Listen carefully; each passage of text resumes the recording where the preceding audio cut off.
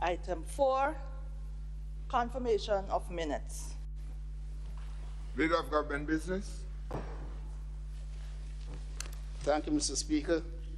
Mr. Speaker, I beg to move that the minutes of the proceedings of the sitting of the House of Representatives held at the Parliament Chambers, Mount Weldale, St. George's on Friday, 28 August 2020 be taken as read. Honorable members, the question is that the minutes of the proceeding of the House of Representatives held at the Parliament Chamber, Mount Weldale, St. George's on February 28 August 2020 be taken as read. Those who have that opinion say aye. Of the contrary opinion, say nay. I think the ayes have it. The ayes have it. Leader of Government Business. Thank you, Mr. Speaker. I beg to move that the said minutes of the proceedings of the sitting of the House of Representatives held at the Parliament Chamber, Mount Weldale, St. George's on Friday, 28 August 2020 be confirmed. Honorable members, the question is that the said minutes be confirmed. Those who have that opinion say aye. Of the contrary opinion, say nay. I think the ayes have it. The ayes have it.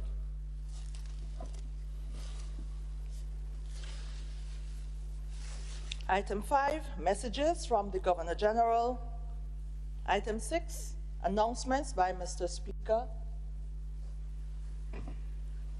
Honorable members, just one announcement. Today, during the item 14, just after the motion that is listed on the paper, we will take an adjournment and resume at 11:15. So there will be an adjournment after that motion. So we'll be taking an adjournment on item 14 and resume on item 14. Thank you. Leader of Government Business. Mr. Speaker, I just crave your permission to indicate you said before, but you had already instructed me and the others. Sorry, you said after, but it will be before. Before then? Before the motion. Before item 14.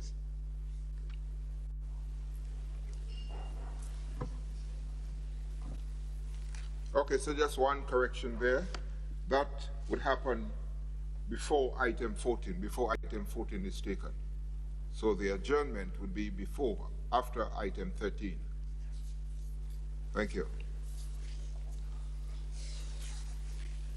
Item 7, presentation of petitions.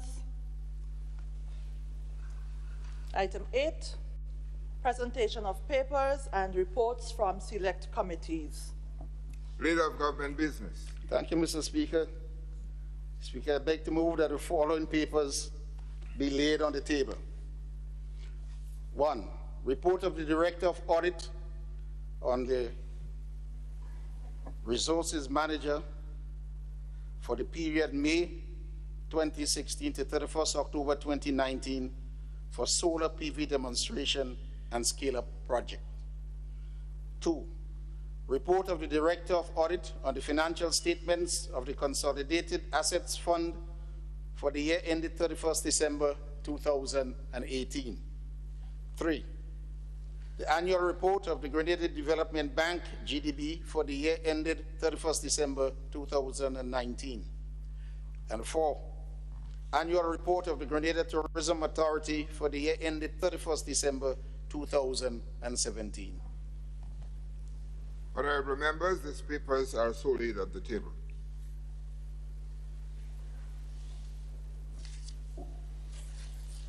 Item 9, unopposed private business.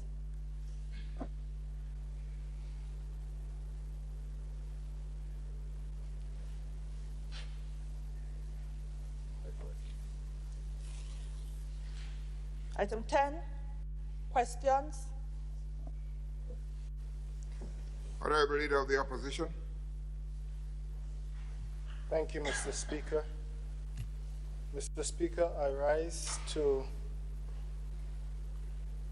address the questions that are on the order paper, but with your permission, Mr. Speaker, I would like to follow up on a few of the questions that were answered, but they were answered, the answers were given written, but at the same time, the answers were not given in time for me to question in the last parliament. I got it after the question. So with your indulgence, Mr. Speaker, the question that was asked of the Minister of Foreign Affairs to provide to this House a list of all the diplomatic status given by the government of Grenada, the names and the place of birth. I would just want to find out from the honorable member if that list is a complete list. A list was indeed given, Mr. Speaker, but I do believe that there might be names missing. I just want some Okay, I got clarity. the question. Thank you, Mr. Speaker. Mr. Speaker, I intended to address the issue at some point this morning. There were some names that, as I indicated to the member earlier, we're in a process of a review. Some people had expired, some people were off, some people were on. So there are some names that a supplemental list is supposed to be given to the clerk of the House. It should have been done 2 days ago. I'm not sure. I will have to double check that. But also, I want to let the member know that the question that was asked is persons who are holding diplomatic positions. Not persons who have diplomatic passports. I'm sure he has one, his name will not be there. But the persons with diplomatic positions, there is a supplemental list coming because, as I told the House before, we were doing an extensive review when the question was asked, and there were some names that were on, some of that. So within the next week or so, you should have what the supplemental list would bring of diplomatic positions. Thank you. Thank you. Leader of the Opposition. Thank you, Mr. Speaker. And I also follow up on a question that was posed to the Minister of Works in terms of the development at Molinaire. And I have here the notice that was given for the home that was constructed. And it says here, development authorized hereby granted for the development of a parcel of land comprising 4,151 square feet situated in Molinaire, St. George, by carrying out the building operation, namely the erection of a 3-bedroom, 1-story building for the use of a single family resident in accordance with the application dated 16th August 2016. I just wanted to find out, Mr. Speaker, that in the construction of that home, it was not a single family home that was constructed. If you look well, you would see a 3-story building constructed, but yet on this paper, a single family home or a single story building was asked for permission. So I wanted to find out how or what permission was granted in terms of the building that was erected. That was not the permission given. Leader of Government Business. Thank you, Mr. Speaker. I do not have the document in front of me, as the Leader of the Opposition does, because he's indicated that it's a single family that the letter C was granted. Well, 1-story, 2-story, 3 stories. I don't know, it's a single family, and we can't determine whether it's a multiple family or so by the level of floors, in a building. But ideally, what was granted, I think was built, and if it's a physical development. Leader of the Government, Leader of the Opposition. Yes, Mr. Just take your light off. I thought you wanted an explanation. Yes, but in his explanation, he's saying whether 1 or 2 stories, a single family, but it is also saying a 3-bedroom, 1-story building. 3-bedroom, 1-story building for the use of a single family resident. 3-bedroom, 1-story. So this is my contention here, that it's not a 2 or 3 story, a single story.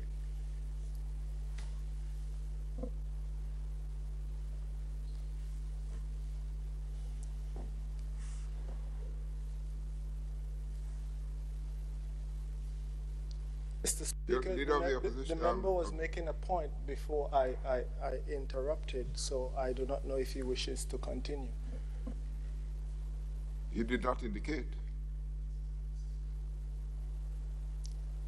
He did not indicate that he wishes to continue. Okay, thank you, Mr. Speaker. Mr. Speaker, I would also ask that, as indicated by the clerk, the rest of the question on the order paper, I do believe that he mentioned to me just a while ago that he has received some email to the questions that was on the order paper. So I guess I will wait and get the directive from the clerk as towards the answer that were given for these questions. Thank you. Thank you, Mr. Speaker.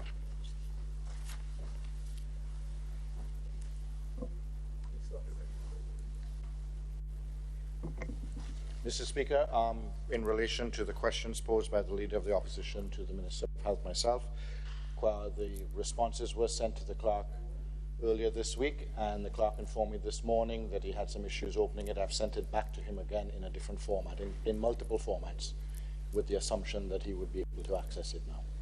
Thank you. Honorable Minister for Health, thank you.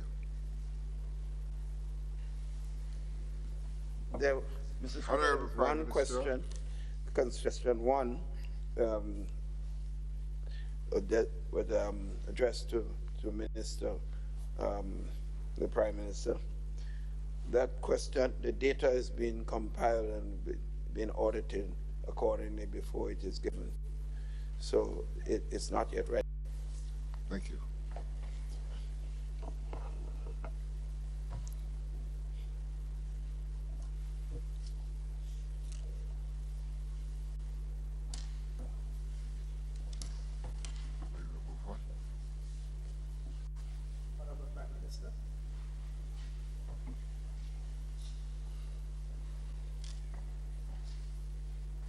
Item 11, urgent questions under the provisions of Standing Order number 21, notice of questions.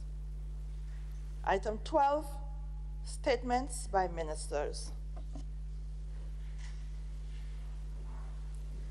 Honorable Minister for Health. Thank you, Mr. Speaker.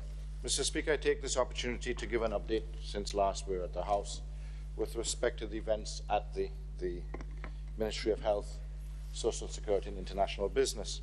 Mr. Speaker, I am and continue to be pleased and grateful to the Almighty to again announce that to date we have no new cases of COVID-19 in Grenada. Mr. Speaker, unfortunately, though that may be the only bit of good news with respect to COVID-19, the United States continues, our major close neighbor, partner, tourism, investor, etc., continues to have very high figures.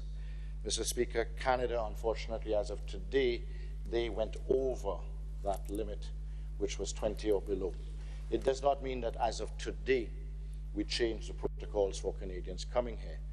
The way that the SANS observes it, WHO and PAHO, is that after a period, if consistently they have remained above 20 cases per 100,000 or rise significantly, then the adjustment is made. So we observe them over the next couple of days to a week and we'll make the appropriate adjustment.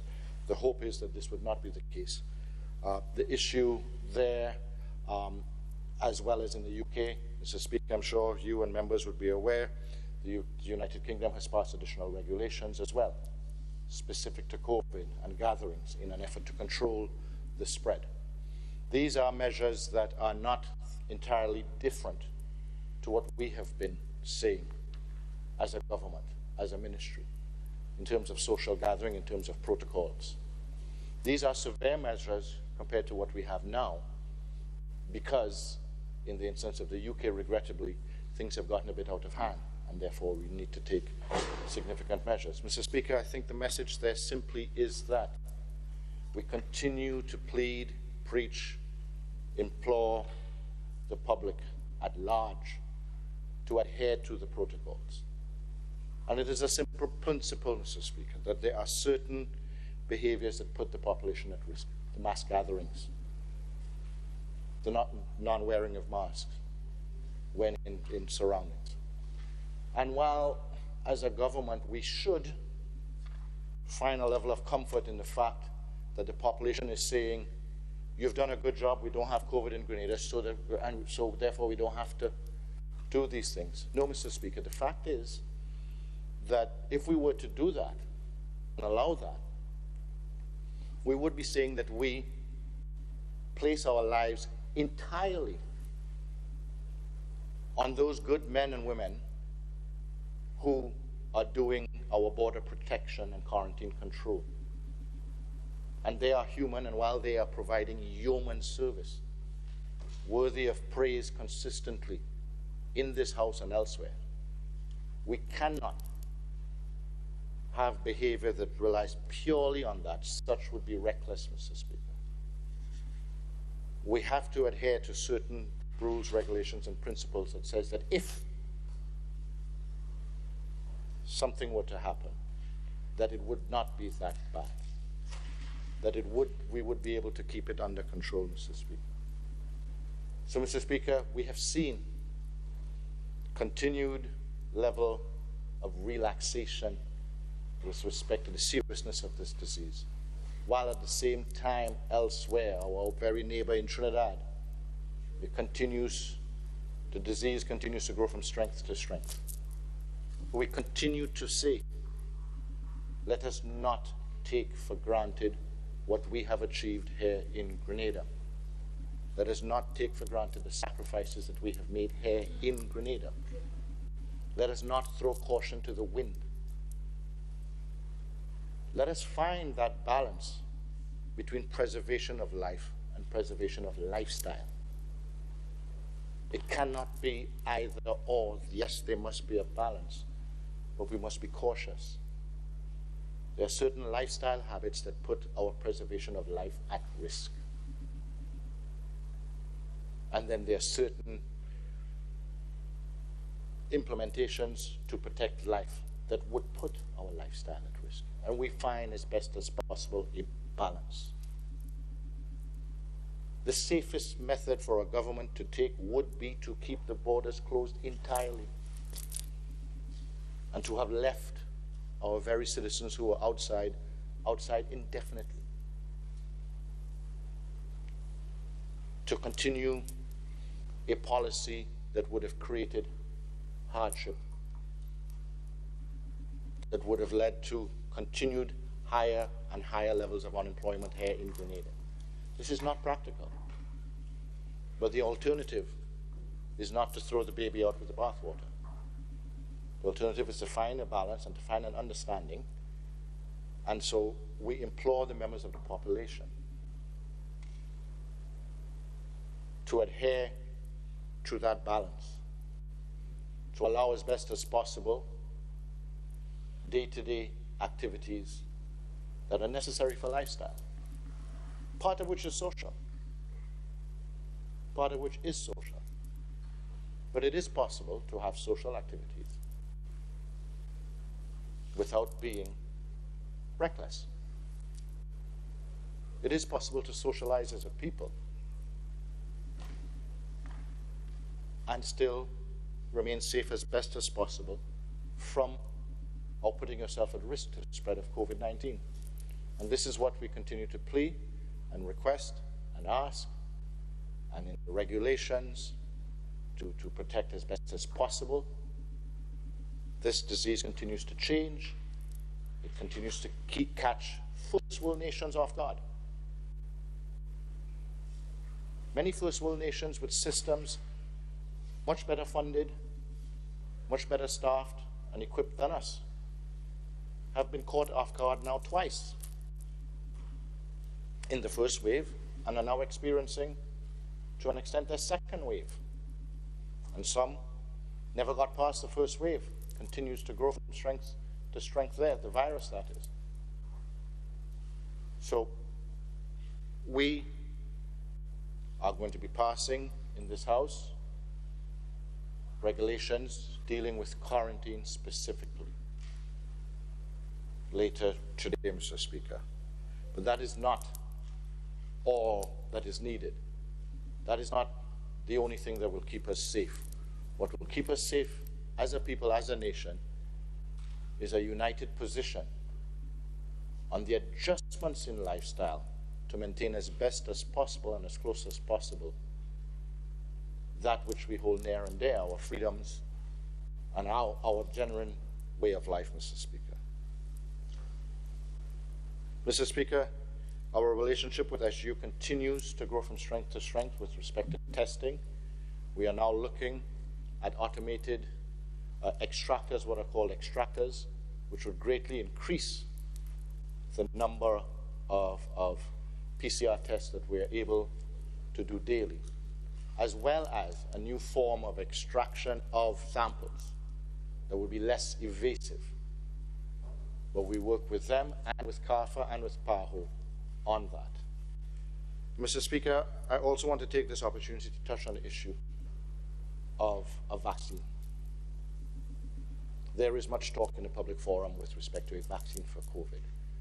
There is much concern, there is much anxiety. Grenada's policy, as to the policy, most, if not all of our OECS and CARICOM brothers and sisters, Ministry of Health and governments. We are not rushing into this. But we do believe that it is necessary, because of the importance of a vaccination, to be engaged in the conversations being had at the multilateral levels on a vaccination. So Grenada will participate with the WHO, Pan American Health Organization, on discussions of vaccinations that we are seeing from other nations being developed at present.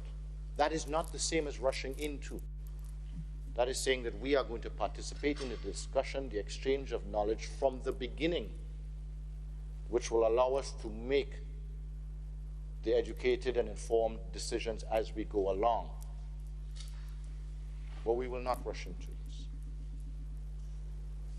And it is necessary that we recognize that there should not be a fear of vaccination of any type once the proper development procedures are followed. It is because of vaccinations that people no longer die of yellow fever, of polio, that we don't have measles, chicken pox. There are so many other diseases that would have been and were global outbreaks because of the timely and proper. So I understand and I can identify with some of the anxiety on discussions with vaccinations, but I want to assure the public that we are not rushing. And because we are having discussions now does not mean that we will be throwing caution to the wind with respect to any vaccination policy, not just a COVID-19 vaccination. Mr. Speaker, with respect to other businesses of the Ministry of Health, we continue to move forward with the opening of the phase 2. We continue to experience the challenges, like any other developing country, but continue to push forward and not use COVID-19 as an excuse, Mr. Speaker. But I want to take this opportunity to inform the public in this House, or the public through this House, Mr. Speaker, that COVID-19 is not the only disease out there that threatens our nations. It is the most significant one on our minds now. It is the newest, and it is one that as a world we were not prepared for, and we have been dealing with. But we have other diseases, vector-borne diseases, in particular that plague our region. The ministry has begun its annual pilgrimage, so to speak, as has other OECS and CARICOM countries, dealing with vector control. Fogging in certain areas as we see it show up, because it is not practical possible for any nation to do widespread national fogging, nor is it safe, but directed based on where we see large outcroppings of vector or vector-borne type disease also. But it is, like COVID, a battle that must be fought together like COVID, we people have learned it is not just a government that protects a nation, but the people together. So too with the vector-borne diseases. It is the collective actions of a nation that cause the gains or losses in those battles. And we have, as a people, dealing with mosquitoes breeding in our environment, cannot adopt a policy of it is the government's or the Ministry of Health's problem to deal with. It is a common responsibility of us all to make sure that there are not circumstances which are simple.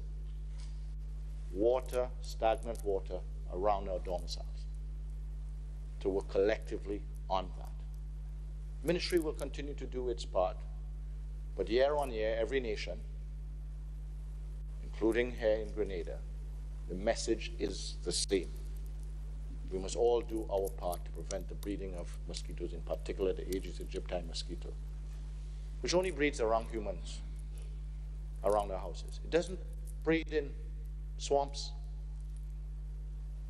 and other areas of stagnant water. It breeds around human houses, gutterings, open containers, tires, wherever water pools, plant sources. That's where it breeds. It cannot exist without us. It cannot exist without us creating that environment for it. So it is not just the fogging. It is for us to recognize that we need to remove and work collectively on this. Because COVID-19 has been a strain on every nation in the world, including Grenada. And therefore, we need to do our part not to add additional burdens. I think one of the very few pluses, if any, of COVID-19 is that most, if not all, nations in the world and populations have become sensitive to the health and how diseases are spread and what to do to intervene and interrupt that. I ask that we contemplate the same when it comes to vector-borne diseases. That is a personal intervention that can be made by each and every one of us to protect us individually.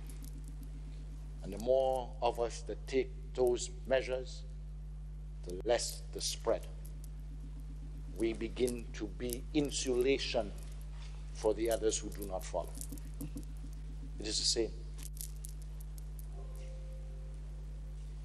So, Mr. Speaker, having said that, I again take this opportunity to thank all of our individuals, our public health officers, the same department that is responsible, and individuals that have been providing yeoman service, protecting our borders, making sure that the individuals who come in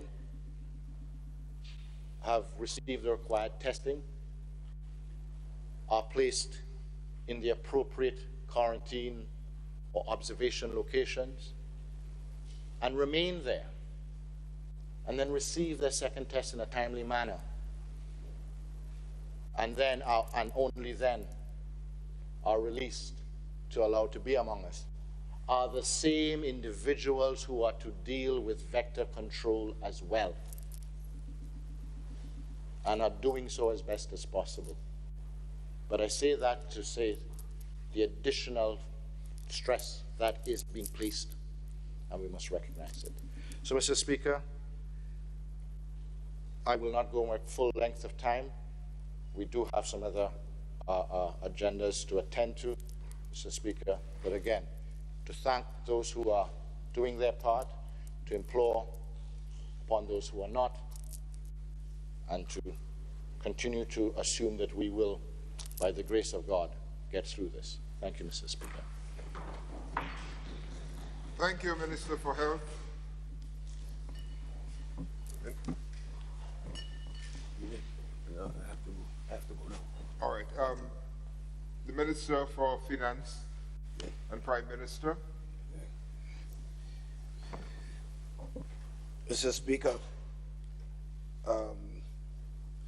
I think it's known that important funeral of one of our ambassadors is taking place shortly, and some of us do have to leave and get back. So I'm supposed to be doing a tribute. That's the reason I have to speak now and leave. Hopefully I'll be back. Mr. Speaker, I stand to make some statements as it relates to issues concerning that affect the government and the image of the government as a whole. The first one relates, Mr. Speaker, to the issue of the pandemic, which the Minister of Health was speaking on a short while ago. Mr. Speaker, when the pandemic first came to our attention in March, the government acted swiftly in taking decisions to protect the country. It's known that we had the cabinet establish a COVID-19 subcommittee, which was chaired by the Minister of Health. Minister of Foreign Affairs was on that too, and several other persons, including persons, the CMO and other health officials, and other citizens who had serious roles to play in the protection of this country and advising the cabinet. It's well known that Grenada has been lauded for having, generally speaking, protected the border and protected the citizens of this country. So far, so good. So, Speaker, at the end of August, we announced that the COVID subcommittee's work was ended. We established a task force in several areas to look at aspects of how we proceed at a new stage going forward. And after that, Mr. Speaker, after these reports came in, we established some committees that would operate in advising the cabinet in several areas. And one in health is the one I want to speak to. And that is chaired by Dr. Bradford, who reports and recommends his recommendation to the Minister of Health, who recommends to the cabinet. In other words, Mr. Speaker, that committee is the one who has to issue official decisions that the cabinet has agreed on. And I think it must be made clear, because it seems like we're getting our fingers crossed, where certain peoples are indicating that permission was given by this person and this person for activities, and this must be made very clear. There's only one group of persons responsible for governing the country, the cabinet. I would assume that everyone knows this, but it seems like sometimes we get our fingers crossed. So it has to be clear, because the reason I'm saying this, Mr. Speaker, in recent times, some persons in our society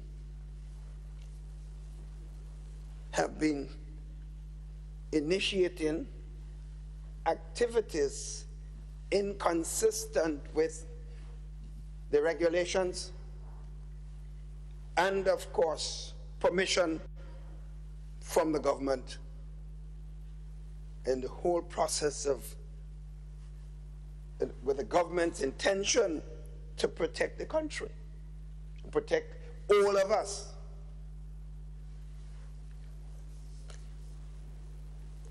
It was well known the period of the 2-day carnival was supposed to be, which was cancelled, that the protocols and the behavior pattern was inconsistent with this. The police, in good judgment,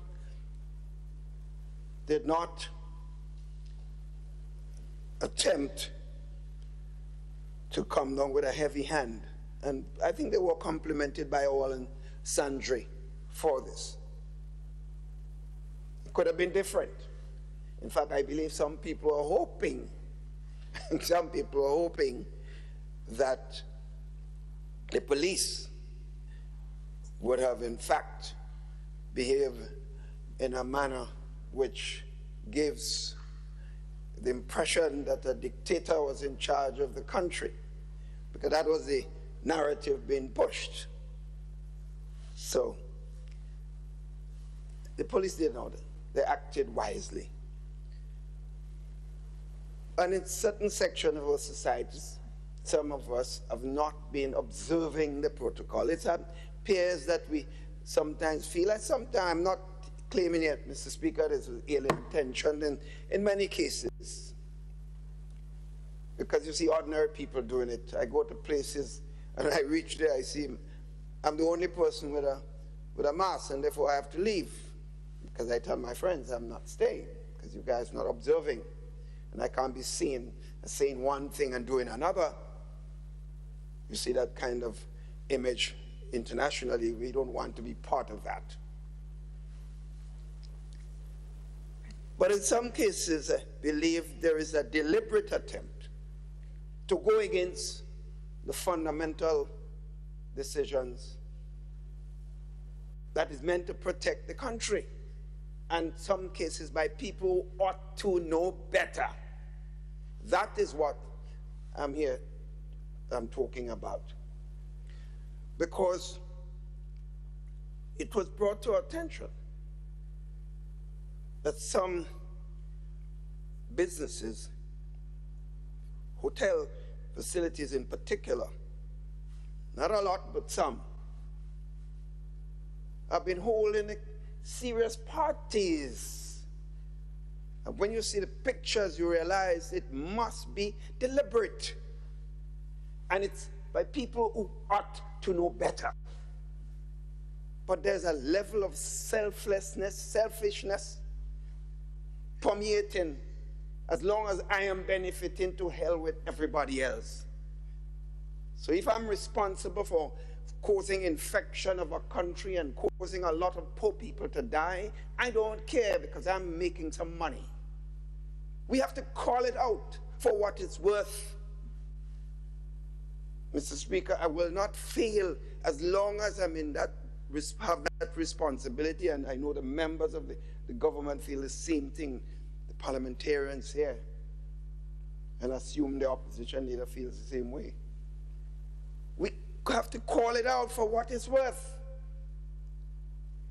Because with certain people, you see activities of commercial boat rides with the jam-packed, with noises, as if it's a free-for-all business as usual.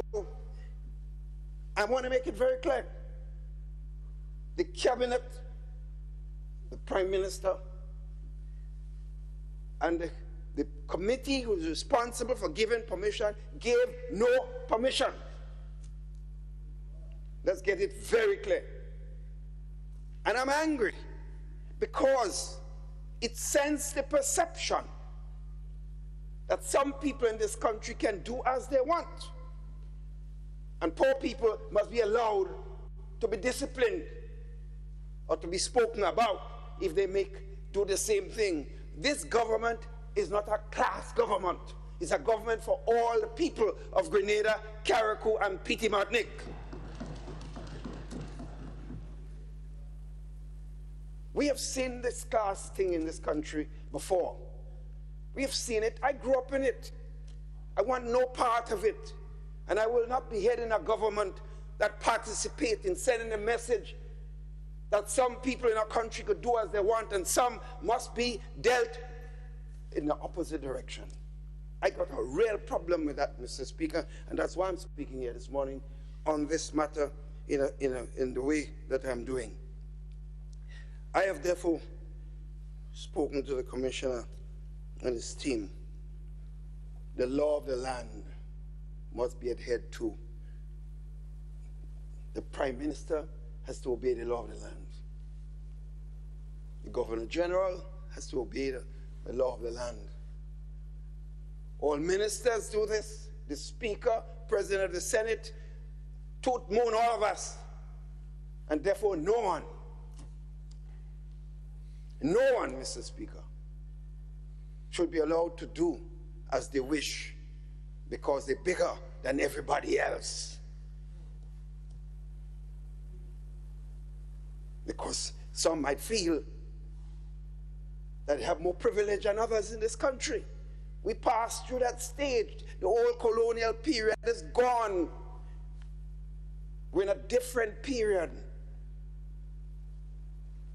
And those of us that passed through some of the biasness in the society will not participate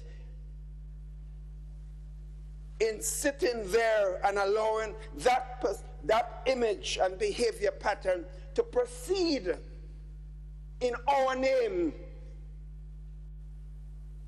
The message therefore would be, if we allow it, that we reach where we want to go, to hell with everybody else. Now we forget, some of us forget where we come from. I will never be able to forget where I come from. Let it be very clear. Mr. Speaker, the second issue I want to point out here this morning. So I just want to make the point. No permission was given. So the law was broken. Period. Let's get clear. So Jab can break the law, so all of us can break it too. That's the perception. Mr. Speaker, there is also something I need to talk about. I've seen happen over the years. It's well known. I've been in this politics for a lot of years. Every time this government initiates a serious activity to bring development and opportunities, there's some elements in this society that oppose it. There has not been one major initiative during the time that I've been Prime Minister of this country, and that's almost 20 years, that the government has initiated anything that some people has not come out and oppose and do everything to stop it. Activities that is meant to create jobs and opportunities for the development of the country, to bring people away from poverty, empower people and give them a chance to a better life, they oppose it. And it seems like the only time they will not do that is if when Keith Mitchell is no longer Prime Minister or the NNP is in office. I believe it's more Keith Mitchell than NNP, because I have a feeling if the NNP leadership changes, some of them won't behave like this. It's hatred of a man, and the man don't hate them. The man goes to sleep and he's snoring in good time while some of them can't sleep. You're going to sleep soon, though. It won't be too long again. They're going to sleep soon, but take it easy. Don't hurt your country for a man. It's like they want to roast a corn, so they can burn down the church. That's what it is. You can burn down the church to roast a corn. I'm not mad on this one. I was mad at the first one. I feel sorry for them more than anything else. So when it was the building of the cruise ship terminal, man, certain environmentalists, pseudo-environmentalists, overnight became experts on the environment. The lagoon area there was like a dump. All animals, old animals, dead animals, old truck, old bus, everything dumped there. No environmentalist said a word. Fish was afraid of the Carronage waters. No fish could be caught there.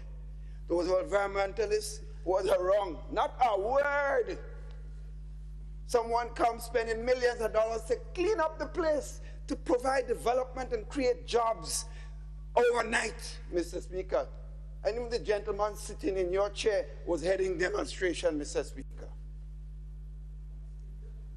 The speaker then, you know, Mr. Speaker, was involved in the demonstration. I'm giving history here, you know, if some people don't know. You can't believe, Mr. Speaker. So behave yourself.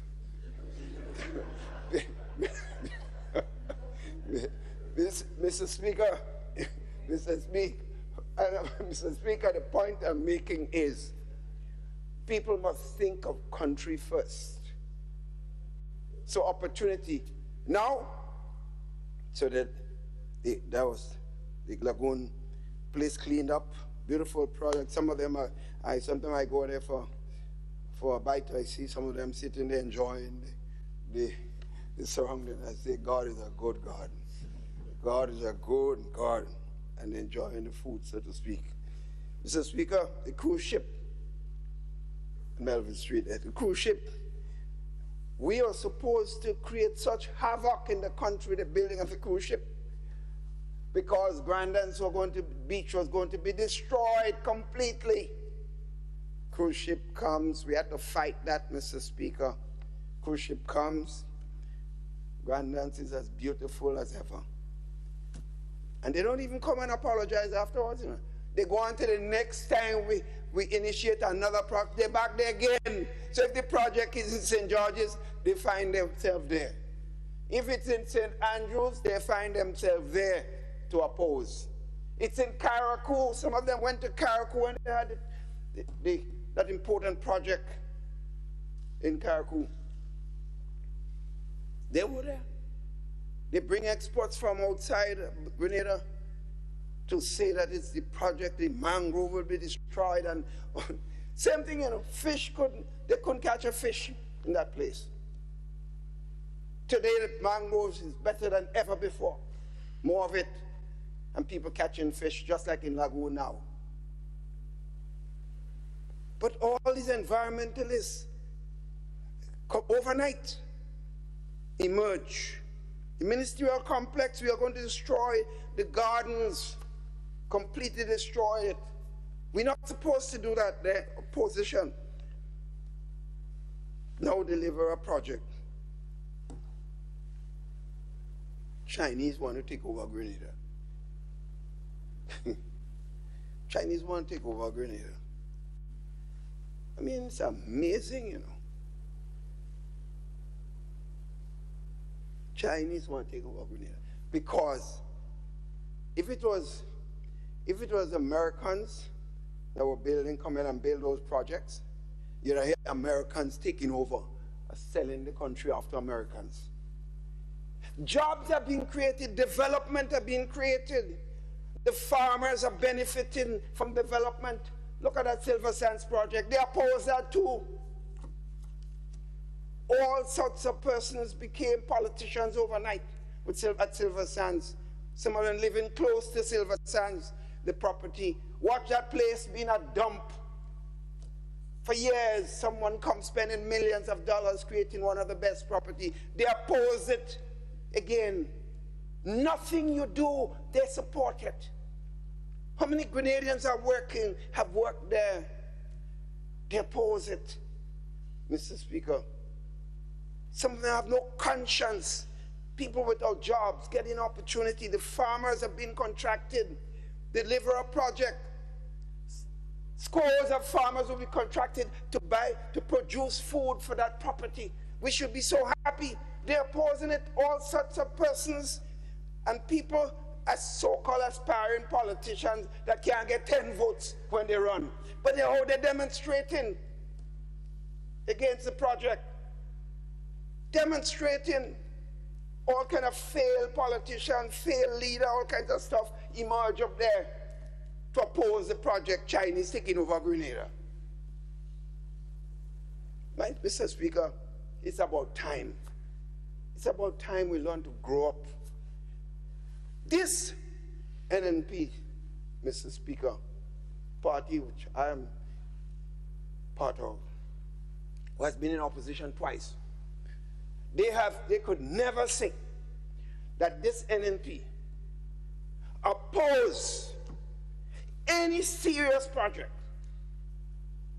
that the previous government then, in both cases, brought into the country. That was in the interest of the country. In some cases, I had problems with some of them, but I said, jobs and opportunities, I am not going to criticize it. I never forget the project, the Bruce Schutz project, Sandals. I was in opposition. When I saw the deal, they get everything.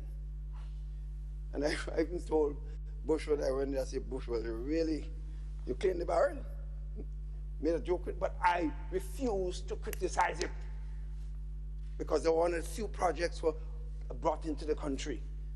Jobs are being created. We had no major hotel activities.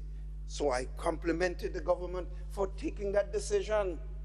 And I stayed quiet on the side. I talk about the deal, but I would never criticize it. I criticized the Grenlec sale for one reason, not the sale, the condition of the sale,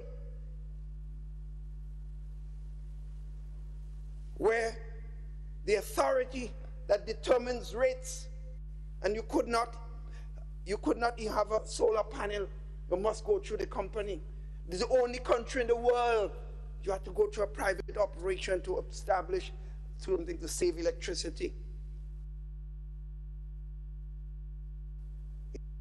Condition that was given, we criticize, Mr. Speaker, and I've always held that position consistently. I had no problem with the buyer.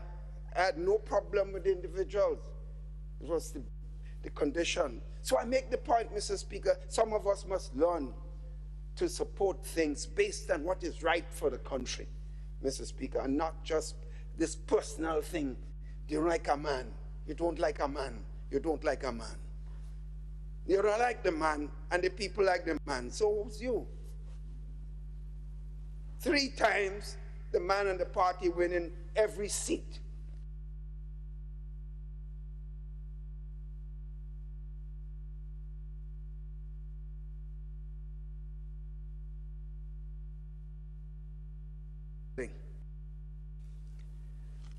I just make point to ask all of us to recognize this. We are in a period now. We've done well.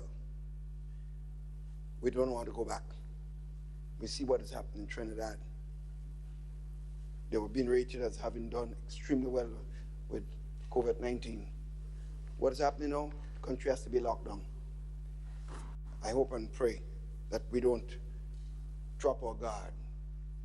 It's not about me, because I make it very clear I am not going to any function. Some people say they're not seeing me. Well, so be it. I am not going to go and expose myself and expose others because I want to play the best politician out. And I end up in some other place, Mr. Speaker. And I ask everyone to do the same thing, Mr. Speaker. On this note, I thank you for your patience this morning, and to say I try to be back and after the funeral that I'm not going to. Okay. Thank you, Mr. Speaker. Thank you, Honorable Prime Minister and Minister for Finance.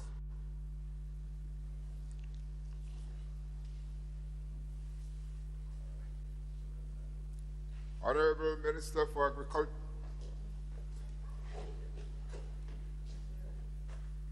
Thank you, Mr. Speaker. Okay, we'll go for Minister for... I didn't see my sister rise.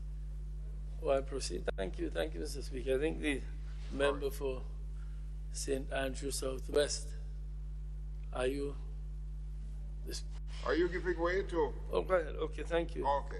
Thank you, Mr. Speaker. Mr. Speaker, I just rise to make some brief remarks on the issue of the matters raised by my colleague from St. George's Northeast, with respect to diplomatic appointments. I just rise because I think it's a duty of the government, it's a duty of us in foreign ministry to bring some clarity to debates. You know, I've always said that I love debates and I love when persons are asking questions. It leads, hopefully, at the end of the discussion, to clarity and increased knowledge. Because quite frankly, we all pursue knowledge, and I do hope that when questions are raised, particularly in the media and on social media, it is the pursuit of knowledge and not the pursuit of other things. With respect to diplomatic appointments, I just want to make some brief remarks on that. First of all, Mr. Speaker, and I raise it because it's out in the public domain, and I think it's the duty of the government to bring clarity or bring information on the issue. One, what appointments are made in the Ministry for Foreign Affairs through the Cabinet of Grenada? First of all, you accredit diplomats, and I'm referring now, Mr. Speaker, to Grenada's pursuit of diplomacy, Grenada's pursuit of relations with other countries, Grenada's pursuit of development through the process of diplomacy. We have accredited diplomats, and I'm bringing the clarity that I promised my friend from the Northeast earlier I would do, and we have non-accredited diplomats. Accredited diplomats are those persons who are accredited to a country. So, for example, we have in Cuba, Ambassador Clarice Charles. He's accredited to Cuba, and there's an agreement between Grenada and Cuba. So Cuban diplomats in Grenada receive immunity and certain privileges. Grenada's ambassador in Cuba, Honorable Charles, Excellency, receives certain privileges. Similarly with our ambassadors in London, Ambassador High Commissioner Alexander, ambassadors in New York, in Washington, they all are accredited. So they get immunities. And we reciprocate if that country has an ambassador in Grenada. So the British High Commissioner in the Caribbean would also get immunity. And then we have non-accredited diplomats. Those are persons who pursue our foreign policy along with us, assist us, but they are not accredited to a country. Therefore, they do not get immunity. So immunity is only granted to persons who are accredited, but because the countries have to agree. We call it an agreement. I guess it's French, the way agreements. It's an agreement between the two countries. Somebody cannot just land with a diplomatic passport and say, I have a diplomatic passport and I have immunity. I'm sure the member from Northeast has a diplomatic passport or had one. I'm not sure if he still continues to have it. In his position, I'm sure he does. He can travel with his diplomatic passport, but he does not get immunity. I can travel, but I do not get immunity because I'm not accredited to the country. And similarly, all of our PSs have diplomatic passports, some high officials. It is just a document to facilitate ease of travel. It does not bestow on the person any diplomatic immunities. Mr. Speaker, there are over 190 countries in the world that the United Nations recognize. Most developed countries have embassies and accredited individuals in many of these states. And in addition to that, they have what you call consular officials. So developed countries with huge amount of resources, they can establish an embassy in Grenada, an embassy in St. Vincent, an embassy in Dominica, an embassy in Pakistan, an embassy in India, embassies all over the place where they have accredited diplomats who have diplomatic immunities and other privileges that come with accreditation. But they have the resources to do it. We, small island developing states, Grenada, St. Vincent, Dominica, small island developing states all over the world, and small countries, are not so fortunate and therefore are limited with their resources. The question is, how do we pursue our diplomacy? And I'm making these comments, again, I say, simply because of the debate out there about, our diplomats. How do we, as a small island developing state, pursue diplomacy? We cannot afford to put an embassy in India. We can't pay for it.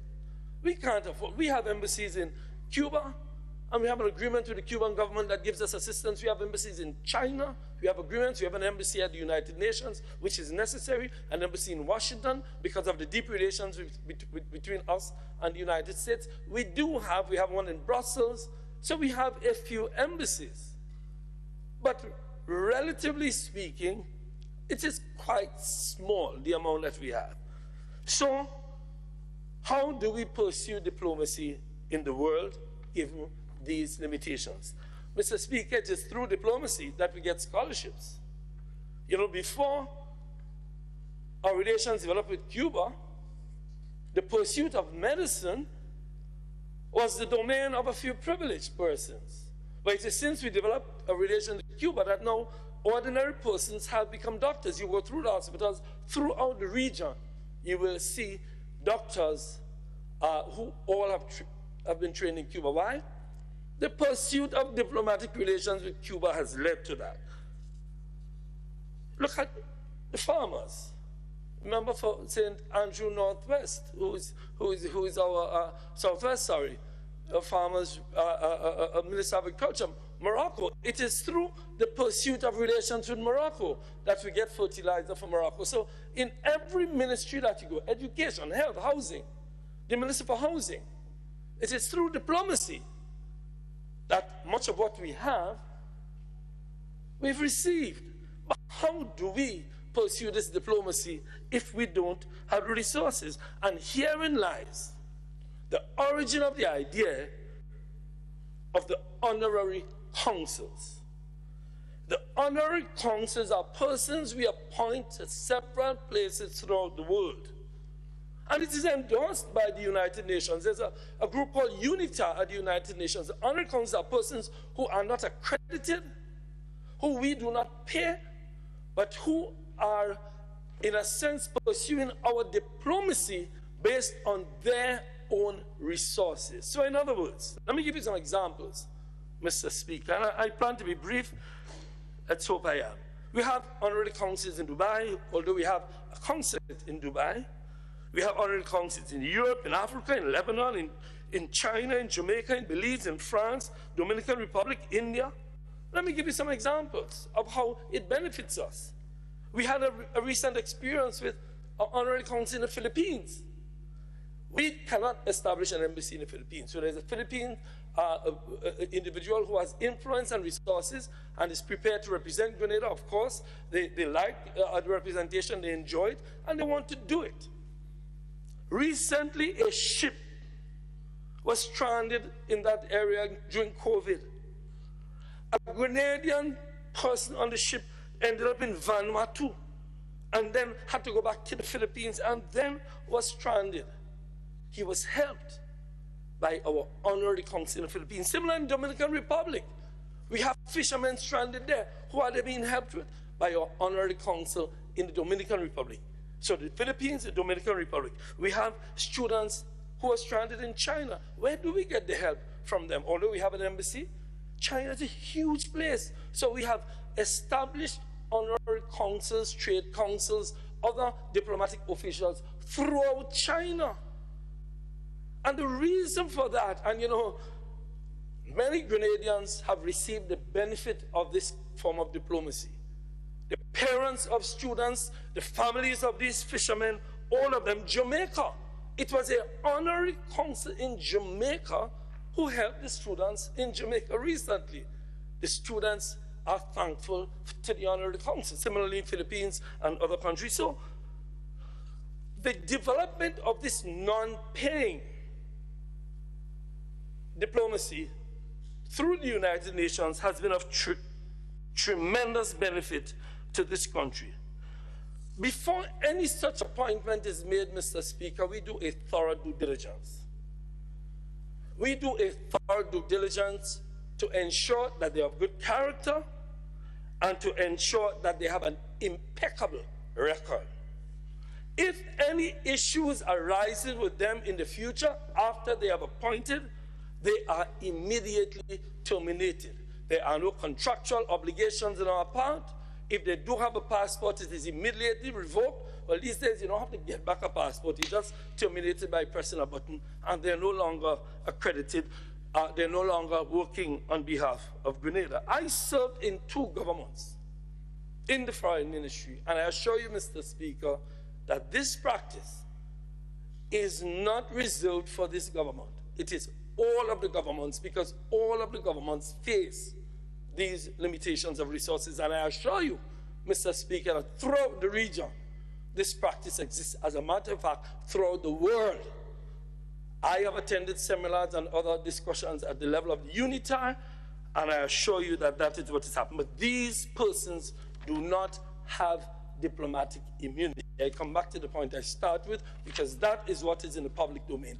These persons do not have diplomatic immunity, even if they have a diplomatic passport, because a diplomatic passport in and of itself does not entitle you to diplomatic immunity. And I hope I'm making this point for the last time, Mr. Speaker. I've said it over and over, and I decided to use this forum to make that. Trade commissioners do not have diplomatic immunity. Ambassadors at large do not have diplomatic immunity.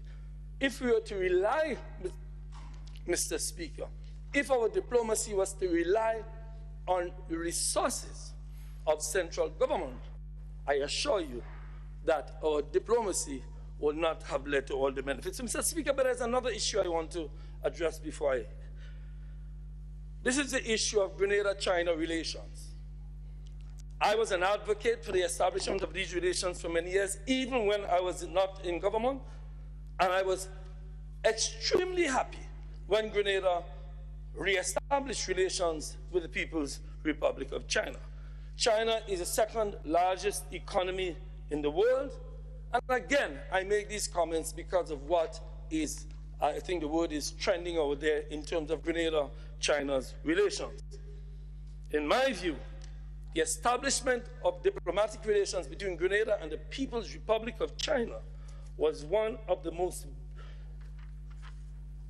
best strategic decisions taken with respect to our diplomacy in the recent history of this country. And I commend this government for making that decision. I commend the Prime Minister in that regard. Grenada, along with most developing countries, have been seeking new relations in the last 15 to 20 years. Why in excellent relations with our traditional partners, Canada, the United Kingdom, Great Britain? We maintain excellent relations with them. As I said earlier, we have embassies in all of them. We have a consulate in Canada, High Commission in London, embassies in Washington. But while we maintain those relations, we are seeking new partnerships, and there's a reason for that. Because even our traditional allies have been seeking these new relationships. Mr. Speaker, we grew up in a time when Richard Nixon took the decision, very historic decision, to open up China in the 70s. Remember Nixon and Kissinger opening up China. Richard Nixon was widely and continues to be widely praised for that. So today, Chinese investments in the US are in the billions, over $145 billion. In Canada, in 2019, it was $3.1 billion. In the United Kingdom, in 2018, it was $6.1 billion. And in 2019, it was $8.3 billion. I say that to say, not only are we seeking new partnerships, even our traditional allies are themselves seeking new partnerships. So while we maintain good relations with our traditional partners, we seek new relationships. And there's good reason for this. Our farmers can tell you, and I turn to the member for St. Andrews Southwest again, our farmers can tell you about the loss of preferential treatment with bananas. You see what happened to the economies, our agricultural sector throughout the Caribbean with the loss of preferential treatment from our traditional partners in Europe. So it is clear Many of us grew up when the most coveted scholarship in Grenada was a CEDA scholarship. The Canadian International Development Agency scholarships and the British scholarships, they were coveted. You don't see them anymore. So what do we have now? Scholarships to China, scholarships to Cuba, scholarships to Serbia, scholarships to places that are non-traditional partners. And this is where our relationship with the People's Republic of China comes in. Because not only has it affected the farmers, etc., but there has been a serious reduction in overseas development aid by these traditional partners, Britain, the United States, etc. There is a serious pullback. And I think my friend in the Ministry of Trade,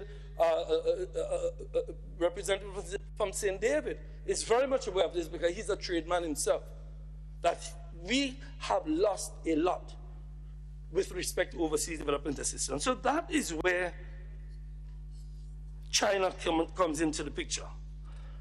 Mr. Speaker, if you look at Chinese assistance over the last couple of years in health, education, housing, $67 million in the area of low-income housing, $45 million in sports and arts, $11 million in agricultural assistance, $2.5 million in policing and law enforcement, education, $13 million and $15 million.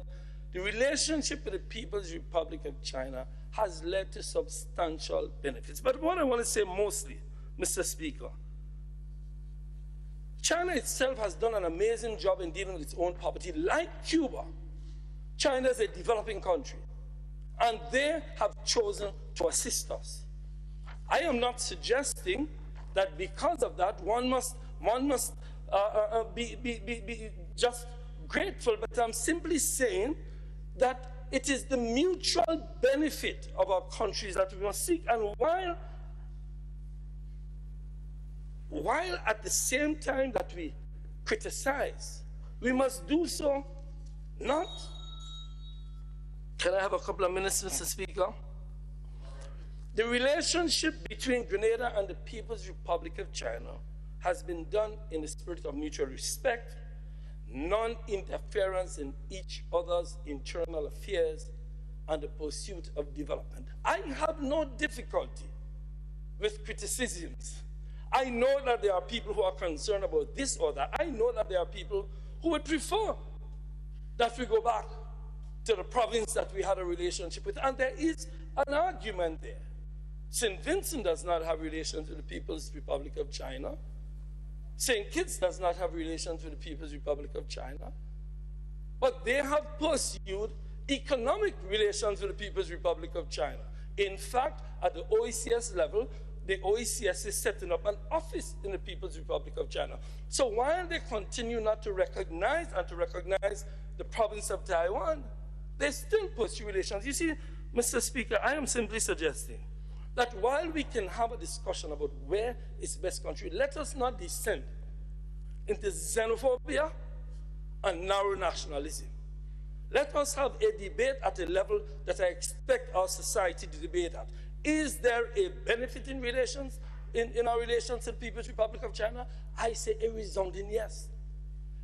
You may believe differently, but let us debate it at the level of what is the best developmental model for our country. China has not interfered in our internal affairs. I've been foreign minister for a while in this government and previous government. I know of no instance where there has been any attempt at interference in our internal affairs or any attempt to change our political model. It has all been done. We do not interfere in China. China does not interfere in us. We pursue development models based on mutual respect, non-interference in each other's internal affairs, and the interest of peoples of both countries. So that is the point I'm making. Let us, for once, think of country rather than seeking a political advantage in the debate. There is enough xenophobia and narrow nationalism in the world today. It is increasing the dangers in the world for small island developing states. Let small island developing states not participate in that, but look at their interests, have a debate about those interests, and pursue those interests, not just pursue narrow nationalism. We see what's happening in huge countries to the north, where nationalism and xenophobia and anti-immigrant sentiment is running, raging all over the place. We, as a people, even if we do not support each other politically, must pursue our our development interests rather than narrow political interests. So, Mr. Speaker, I will continue to raise these issues for as long as I can. Have done it. But I do believe that our people must recognize the interest that this country has to pursue, and pursue those, not necessarily the interests of those who will descend us into nationalism and xenophobia. I thank you, Mr. Speaker. Thank you, Honorable Minister for Foreign Affairs. Let me just say that I permitted the extension of the time because I knew a question was asked concerning the diplomats and so on, and I thought the explanation was of critical importance, so I extended your time for it. Thank you, Mr. Speaker. Much appreciated. And of course, I think in doing that, you did what I say, you pursued the national interest. Thank you. Sit down, please. Honorable Minister for Agriculture. Thank you, and good morning, Mr. Speaker. Mr. Speaker, I rise to give brief statements on some important developments within the agriculture sector. Mr. Speaker, firstly, I wish to express best wishes to Senator Dunson, the Honorable Dunson Campbell, the Representative for Agriculture and Fisheries in the Upper House of Parliament. Mr. Campbell, Mr. Speaker, has announced his retirement from the Senate on medical grounds. Mr. Speaker, I must say that Dr. Campbell has played a stellar role in the development of the agriculture sector over the years, and his contributions must be acknowledged. Over the years, Dr. Campbell has brought his professional expertise to bear in prestigious regional and international institutions such as UWI and FAO. He has also brought his expertise to bear in the realm of development of farmers' organizations. He founded the Grenada Organic Agriculture Movement, GOAM, as a vehicle to promote natural agricultural production and develop the productive capacities of farmers. Soon after he was elected to the Senate, I recall, I sat with him, Mr. Speaker, to discuss programs and projects of the Ministry of Agriculture, to share and to have a discussion with him. He was very, very supportive and gave ideas, some of which we have incorporated in our programs. We also discussed organizing a solid farmers association and the benefits that can be derived from such an organization for the farmers. He was someone who attended all our meetings and all our training programs, Mr. Speaker. Mr. Speaker, Dr. Campbell's contribution to national development is significant, and I want to publicly acknowledge this here this morning. I believe I speak for all members of this honorable House and for the agriculture fraternity in wishing Dr. Campbell a speedy recovery and all the best in the future. Mr. Speaker, like the other parts of our national economy, the agriculture sector has been given resources to cushion the impacts of COVID-19 crisis and place the sector in a better position to improve our food and nutrition security status. Permit me to share on 3 important interventions that the Ministry of Agriculture and by extension, the government of Grenada has initiated in recent weeks.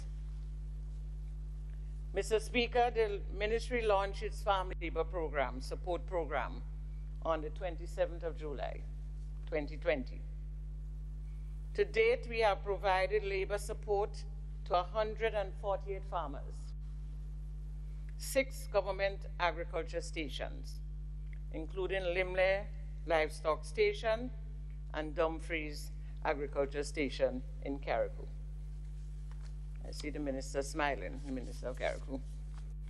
We have also supported the Cedars Home for Battered Women, the Father Maligan's Home, and the Cadrona Home for the Aged in the improvement of their gardens. Mr. Speaker, to date, 400 persons have received short-term employment under this program, and government has expended approximately $375,000. Yesterday, Mr. Speaker, the ministry launched its backyard garden program at the Cadrona Home. Under this program, we will assist 500 vulnerable households in establishing or improving their home gardens. We will also support select institutions to improve existing gardens or establish new gardens when none exist.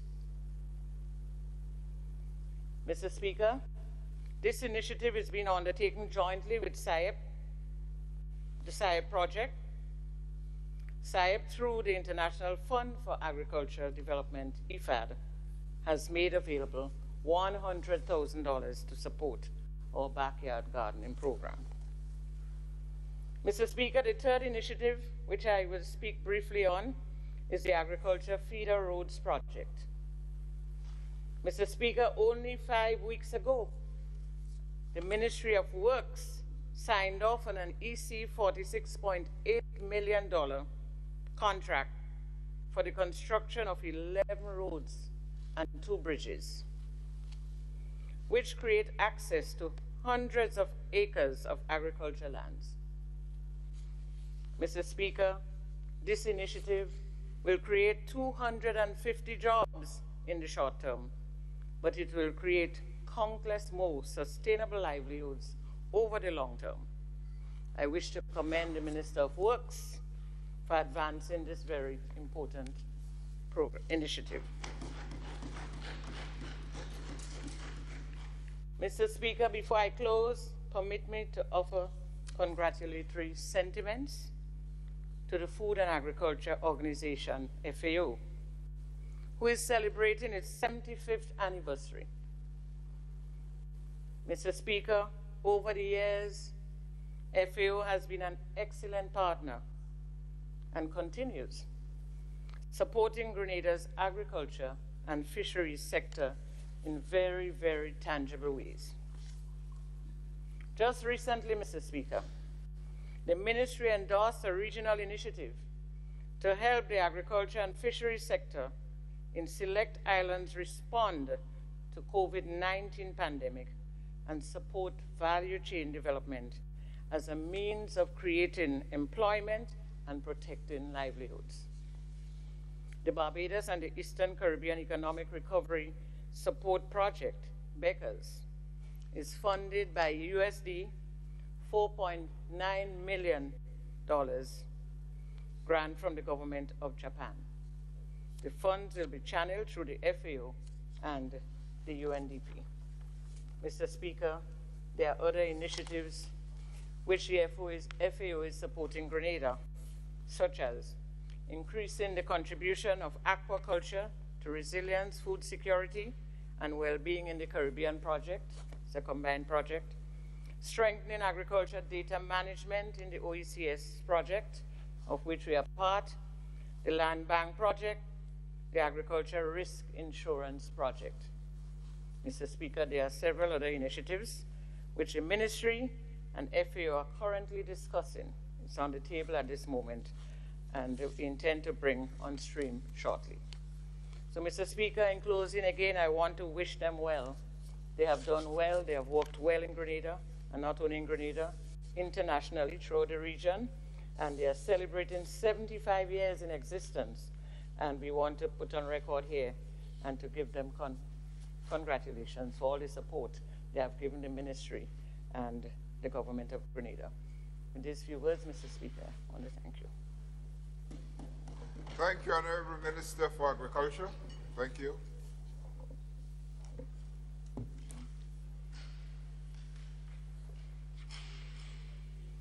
Honorable Minister for Youth. Thank you, Mr. Speaker. And Mr. Speaker, this morning I am happy for the opportunity to discuss or to update on some of the initiatives, programs, and projects of the Ministry of Youth Development, Sports, Culture, and the Arts. Mr. Speaker, as a government, we continue to invest heavily in our youth development agenda. And it is important that our people must understand that it goes way beyond the Imani program, Mr. Speaker. Mr. Speaker, I wish to speak about, first of all, the Empower program. This program was designed and created to serve the needs of our young men at risk on the blocks. And currently in that program, Mr. Speaker, we have over 350 young men engaged. They have embraced the program wholeheartedly, and they are very happy for the opportunity to be given a second chance, Mr. Speaker. Mr. Speaker, for the past 2 months, the young men were engaged in a developmental session where they looked at things as team building, knowing oneself, time management, these key important characteristics of life to help them make better decisions. At the end of that 2-month developmental session, they were involved in various activities. And I was able to attend the activity at Her Majesty's Prison. Yes, Mr. Speaker, our Empower program goes as far as Her Majesty's Prison. And I sat there and I listened to some of the inmates giving their testimonies, accepting their issues with the law, accepting where they had failed, and recommitting themselves to make better life decisions because of the opportunities from the Empower program. Mr. Speaker, I felt overwhelmed by listening to those inmates who indicated that they are now ready to make their contribution to national development. Mr. Speaker, from Monday, our Empower participants will begin the core aspect of the program, and that is creating opportunities for rewarding experiences. Following that, they will be engaged in the technical and vocational aspects where they will be involved in a lot of skills training aspect of it, the technical and vocational skills such as landscaping, small engine manufacturing, things like construction, tiling. These are the skills that we will have our young men engaged in so that they can make it for themselves, Mr. Speaker, giving them that empowering opportunity to make it in our country, Mr. Speaker. Mr. Speaker, I also want to speak on the Youth Bees program. The Youth Bees provide entrepreneurial support for our young people. And added to our Youth Bees program, we do have a small business support center. So any young person who have a creative idea, who wants to get involved in business, can go to that Youth Bees support center to receive hands-on training. They will also be receiving access to financing for their small business. And for the year so far, Mr. Speaker, 22 young people have received financing through the Youth Bees program at a cost of $520,000, Mr. Speaker. And that is what we are doing, encouraging our young people to get involved in entrepreneurial activities. Yes, we have the public sector, yes, we have the private sector, but they too can become part of the private sector by creating their own employment and employment for others. But what we are doing is giving them that opportunity and helping them along the way through the Youth Biz department of the ministry and also the Youth Biz Support Center. We continue to monitor the operations of those businesses to ensure that the participants and the beneficiaries can operate successful businesses, Mr. Speaker. Mr. Speaker, I also want to speak here on Project Fly, a community intervention program that is currently taking place in Willis, St. George, and Dover, Carriacou. They have already completed the life skills component of the program and are now preparing to get involved in the technical skills aspect.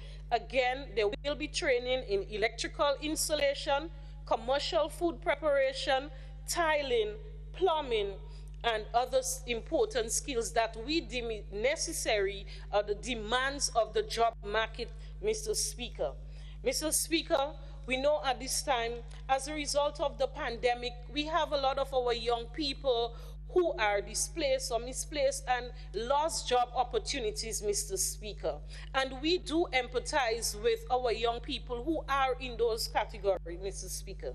And as a result of that, and continuing our youth development agenda and recognizing the important role the Imani plays in transitioning our young people between school and employment, we are about to launch batch 7 of the new Imani program, Mr. Speaker, where we will see an intake of over 600 young people to be involved in life skills aspect and training opportunities at various levels, moving them from the low level to the high level, equipping them with the necessary skills, the right attitudes, so that they can make their contribution to our country's development as well, Mr. Speaker. Mr. Speaker, very soon you would see from the Ministry of Youth Development a garment production factory. And this will be to serve our students who normally benefit from the school uniform assistance. Because what this garment production factory will do is to produce school uniforms for our parents who normally depend on the government assistance.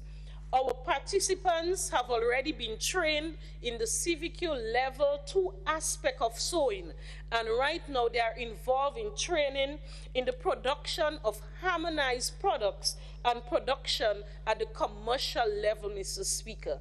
And that is what we are doing. Some of they were participants of the Imani program. We are now moving them into a sewing cooperative to produce school uniforms for the beneficiaries of the school uniform voucher program, Mr. Speaker. Mr. Speaker, ongoing also we have the National Youth Parliament, and they have been in training on an ongoing basis. Again, the Youth Parliament give our young people the opportunity to develop their leadership skills, the opportunity to develop their communication skills, to be able to do research, to understand parliamentary proceedings.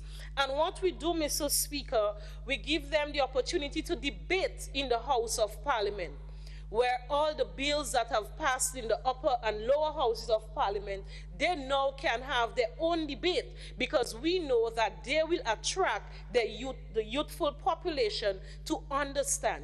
So our youth parliamentarians are preparing for the second sitting of the National Youth Parliament, and they will be looking or debating the Gaming Act, Mr. Speaker.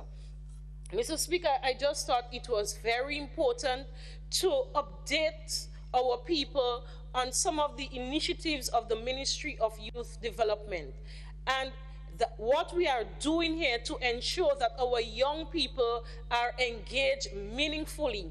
So when they have developed and harnessed all these skills, the right attitudes, they can make valuable and meaningful contribution to our country's development. Thank you for the opportunity, Mr. Speaker. Thank you, Honorable Minister for Youth, Sports.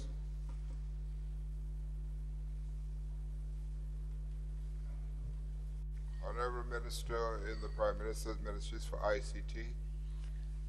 Good morning, Mr. Speaker. Good morning to this Honorable House. I stand just to briefly share on the distribution of the school uniform vouchers. Mr. Speaker, this government has made great efforts to provide assistance in the form of school uniform supplies to needy families, to single mothers, despite the fact that this government has drastically reduced income. Mr. Speaker, due to COVID-19, the income, the revenue that government collects is not as it used to be. Our Minister of Finance would have shared this on many occasions. But despite this, despite the serious challenges that we now face, the Prime Minister Ministry spent over $1.1 million for the school uniform voucher program this year. Mr. Speaker, this program aims to alleviate the burdens of families, especially now in the COVID-19 times. Nearly 5,000 applications were processed, and this was done online, Mr. Speaker, for the first time. Approximately 12,000 students throughout Grenada, Carriacou, and PT Martinique benefited from the school uniform voucher program this year, 2020. Mr. Speaker, many families are very grateful. Some said they did not expect any vouchers this year based on the financial state as a result of COVID-19.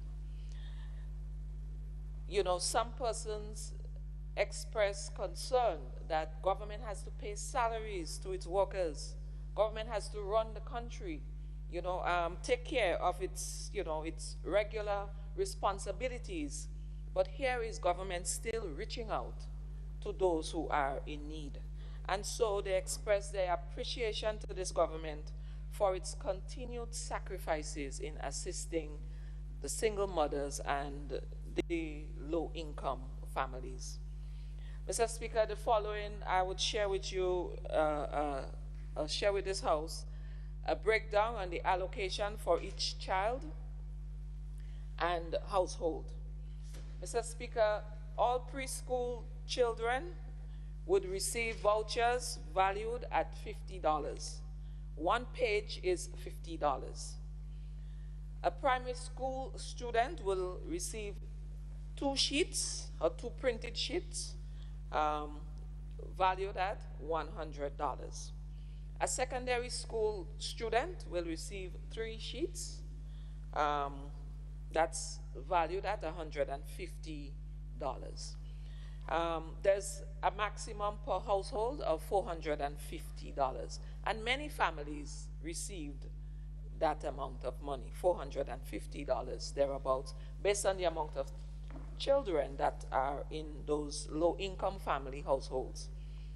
Mr. Speaker, I want to say that this program started very late this year, and of course it's due to COVID-19 again. And so our Ministry of ICT, the IT team at our Ministry of ICT designed a school uniform app.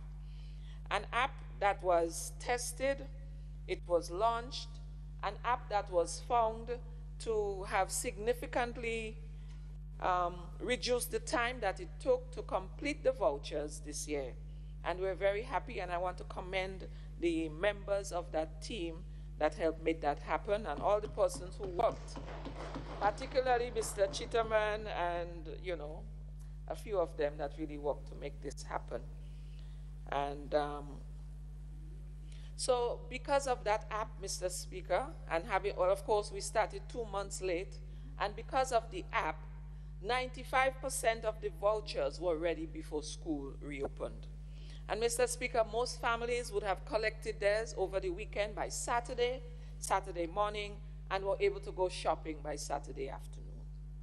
Mr. Speaker, our Ministry of ICT is exploring the possibility now of making this school uniform program totally digital by 2021. Because, Mr. Speaker, we've had to print thousands of very expensive sheets of voucher paper. It's a special paper that is used to print the vouchers. And it had to be done for 12,000 children, with a secondary child getting as much as I just mentioned, 3 voucher sheets. Mr. Speaker, plus there's the cost of ink. So it is very, very expensive. But that's not all. Printing also takes time. And Mr. Speaker, workers had to leave their regular duties in order to complete the vouchers. They left their regular jobs undone. So, Mr. Speaker, there's also the sorting of the vouchers and the stapling of the vouchers. Those things took days to be completed. And so, as a ministry heading forward to a digital economy, Mr. Speaker, we aim to have the payment for school uniform vouchers in the future in the form of a code that can be just sent to your cell phone, and you can go into the merchant shop and so use it to exchange or in exchange for school items. This is our plan for the future, Mr. Speaker. This plan will shorten the process, it will reduce costs, and it will most definitely propel our little island, our tri-island state of Grenada, Carriacou, and Petit Martinique in its journey to becoming a digital nation. We will certainly keep this Honorable House updated. Thank you, Mr. Speaker. Thank you, Honorable Mr. Speaker, Leader of the Opposition. Just on a point of clarity, can the member for St. Patrick's East give this Honorable House the mode of distribution of the vouchers to the children vis-a-vis St. George Northeast? Honorable Parliamentary Representative. Okay, I would just like to inform the Honorable House that it was distributed and collected by the seed officers and distributed. Thank you. Honorable Leader of the Opposition. Mr. Speaker, I applaud the government in terms of getting these vouchers to our children. The vouchers came from government. And Mr. Speaker, on a point of order, the ministerial statement is not a position for any debate or questions or so forth. I think the member will have the chance at the correct sitting to ask those to make statements or inquire anything else. Yeah. Thank you for that. And this is what it is, Mr. Speaker. I was asking for clarity, but I did not get the clarity I was seeking. Okay, that is for St. George's Northeast. Yeah, that is why you should wait till I call you, because I was about to say that was just a point of clarity that you were seeking. Okay? Thank you, Honorable.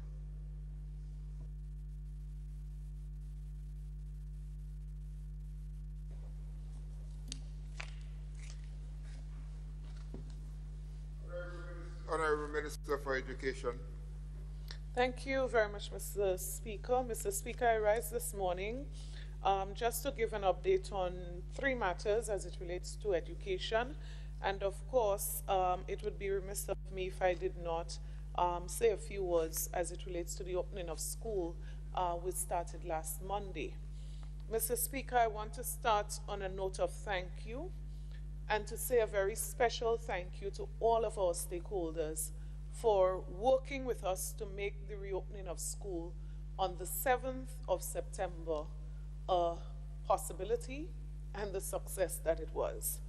Mr. Speaker, tremendous credit must be given to all of those who have worked hard and work beyond their call of duty, putting structures and systems in place at all levels, the levels of the Ministry of Education, the levels of the school, and all of our other stakeholders, the Grenada Union of Teachers, the Denominational Board, for all these suggestions, advice, recommendations that was provided to the Ministry of Education. I must say, it was indeed a teamwork While this is a challenge, we do not have it perfect. It would never be perfect.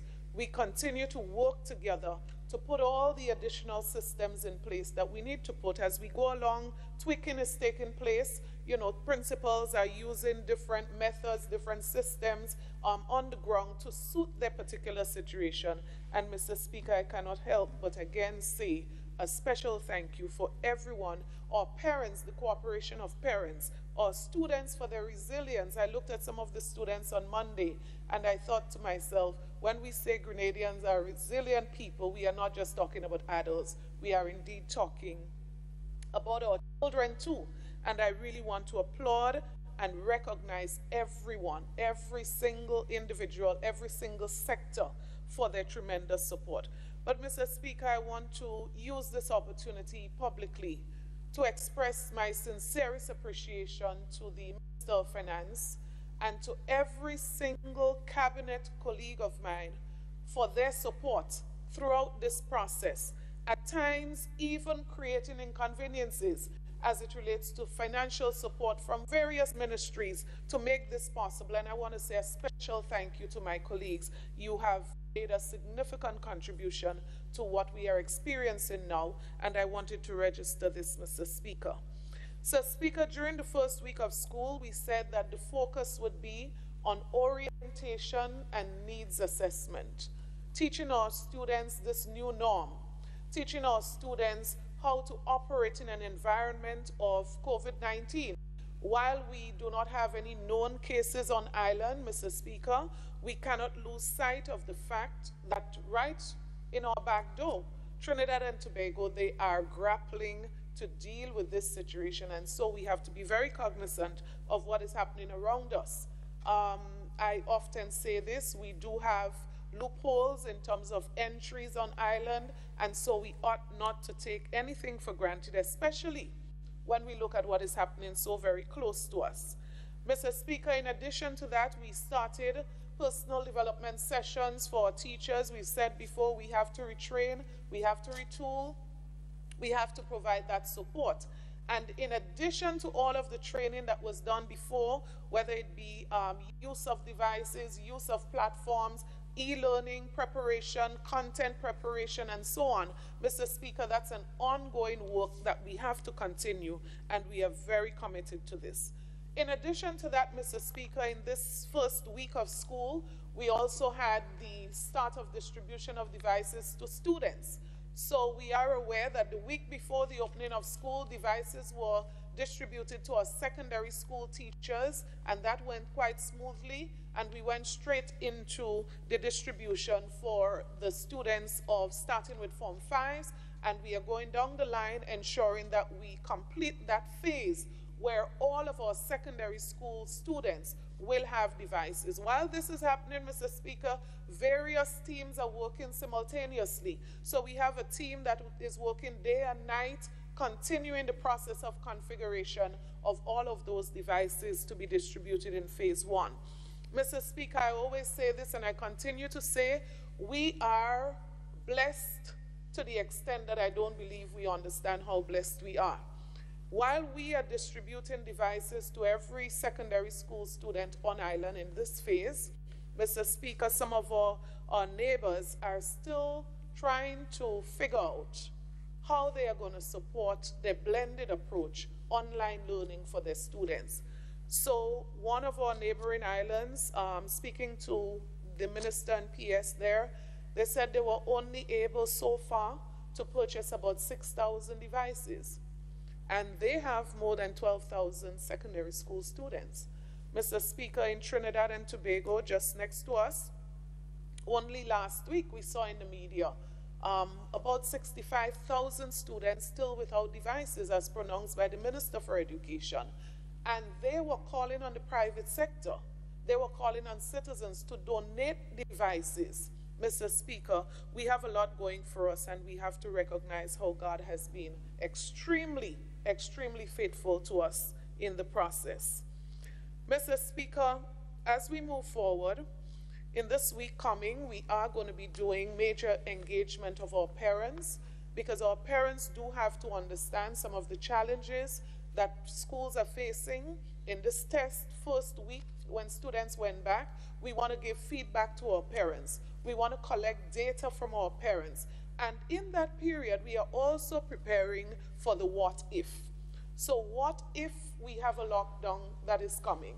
We cannot just hope and pray that it doesn't happen. We have to put systems in place in the event that this happened, and we continue to pray that this would never be the case. But data collection becomes extremely important, and so I want to make an appeal to our parents to give their full support to our schools. Most of our students would be home in the coming week. Very few exceptions with special situations in some schools, but most of our students will remain home in the coming week while we engage our parents. Distribution of devices will also continue, and other support would continue in the coming week. I also should mention, Mr. Speaker, very important to us, the work that has been done in the area of psychosocial welfare and support for our students. And I want to commend all of the officers who are out in our schools, our counselors and so on, working with our students, supporting our teachers to ensure that we do not just take care of the academics, which we have said will be delayed until the last week in September, first week in October, because we want to make sure our students are mentally and otherwise prepared for what is ahead of them. Mr. Speaker, since our last session, we had the launch of a major initiative in the Ministry of Education, the STAR project, and I want to use the opportunity this morning to just speak very briefly on that. So, Speaker, for many years, we have seen a number of our students needing special support, coming into conflict with the law, having situations, Mr. Speaker, in school that we are not very proud of. And, Mr. Speaker, some of those students, on many occasions, have been brought before the magistrate court. In some cases, many cases, Mr. Speaker, these students have been sent to the Grand Bacolet Rehabilitation Center, and many of them have had to spend months at that facility for rehabilitation programs. Mr. Speaker, this is a situation that we are not happy about.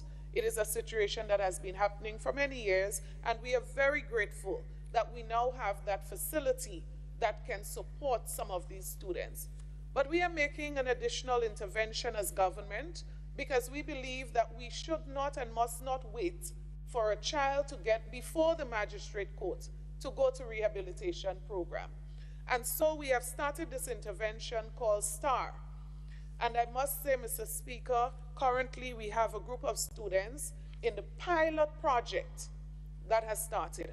And they are currently engaged in a 3-week camp, sleeping camp. And Mr. Speaker, I want to commend the team that is working with those students. There was an incident earlier in the week when one student had a slight seizure, had to be taken to hospital.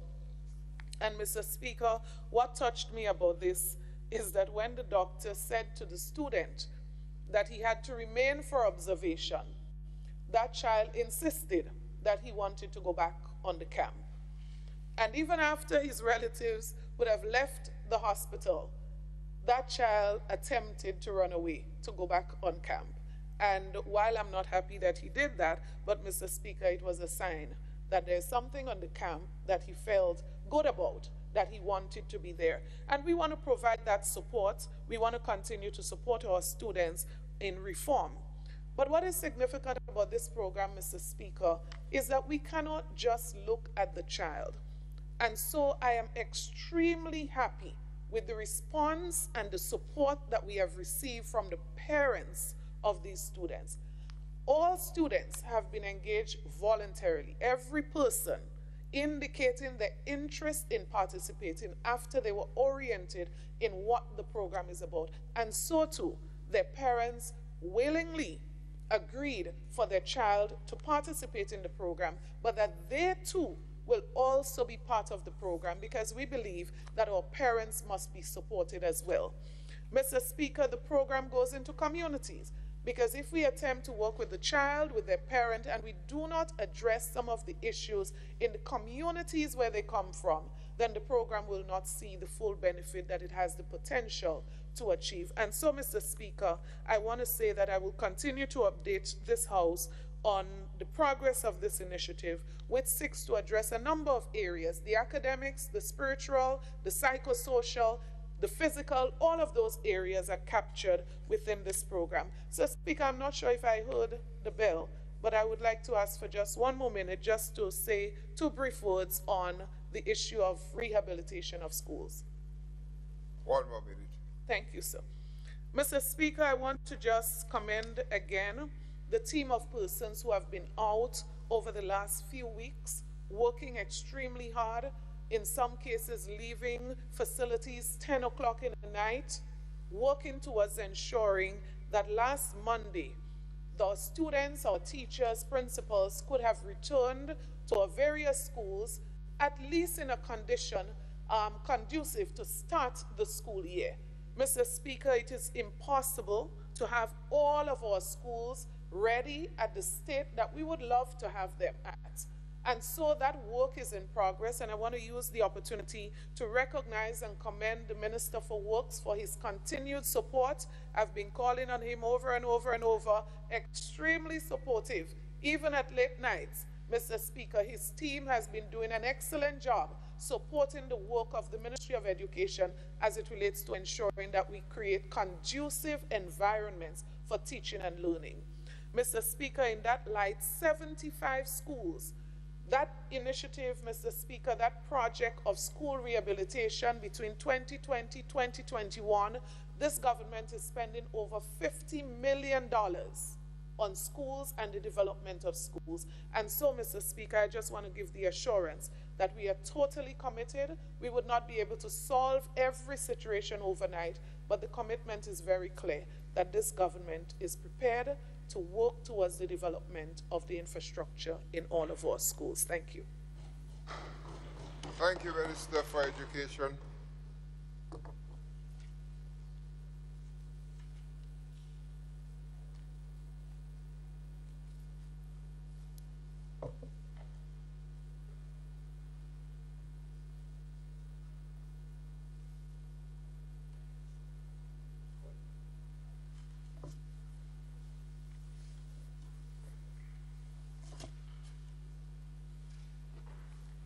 Are you the leader of government business? Thank you, Mr. Speaker. Just to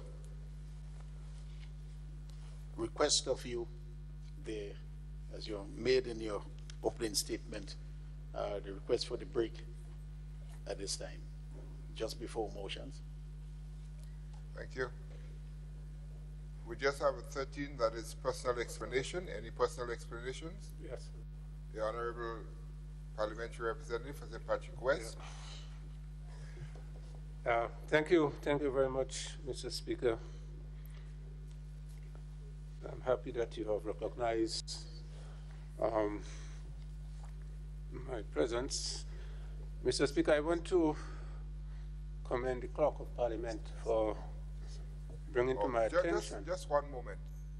We just want to change the item. So let's let we had not made the announcement yet that we have gone to personal explanations. So as soon as we do that, you'll get back on the floor. The question is, was he going to speak on unopposed private business, or is he because he cannot speak on ministerial statement? No, that is why I said let him in. Okay, so we can get back to the right. Yeah. Proceed. So the motion is on the floor.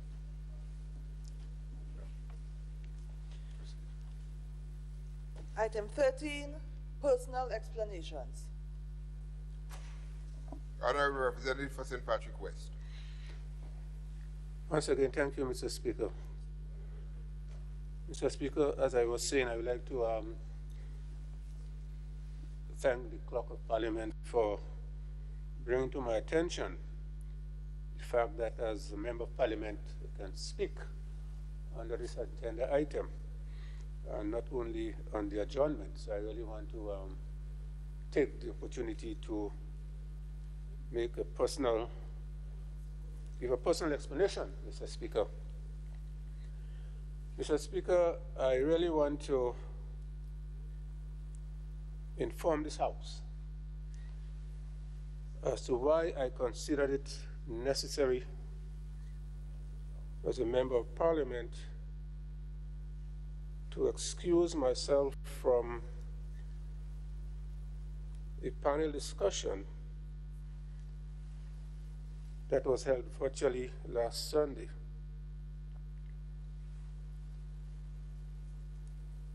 Mr. Speaker, I am not one who really follows social media, but I understand that there was extensive discussion, debate,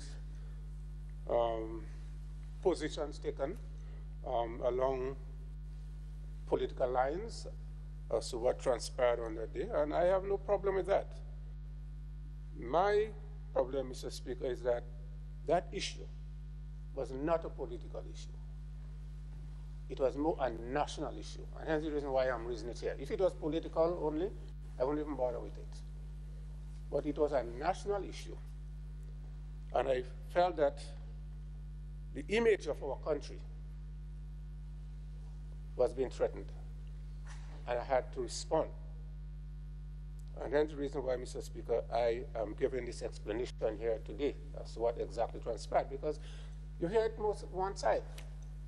I think it is opportune that I present what exactly issue was all about. Mr. Speaker, I was invited by one Mr. Kellen Bob, who hosts a Sunday program virtually, to be a participant on this program. And I was informed that the other members of the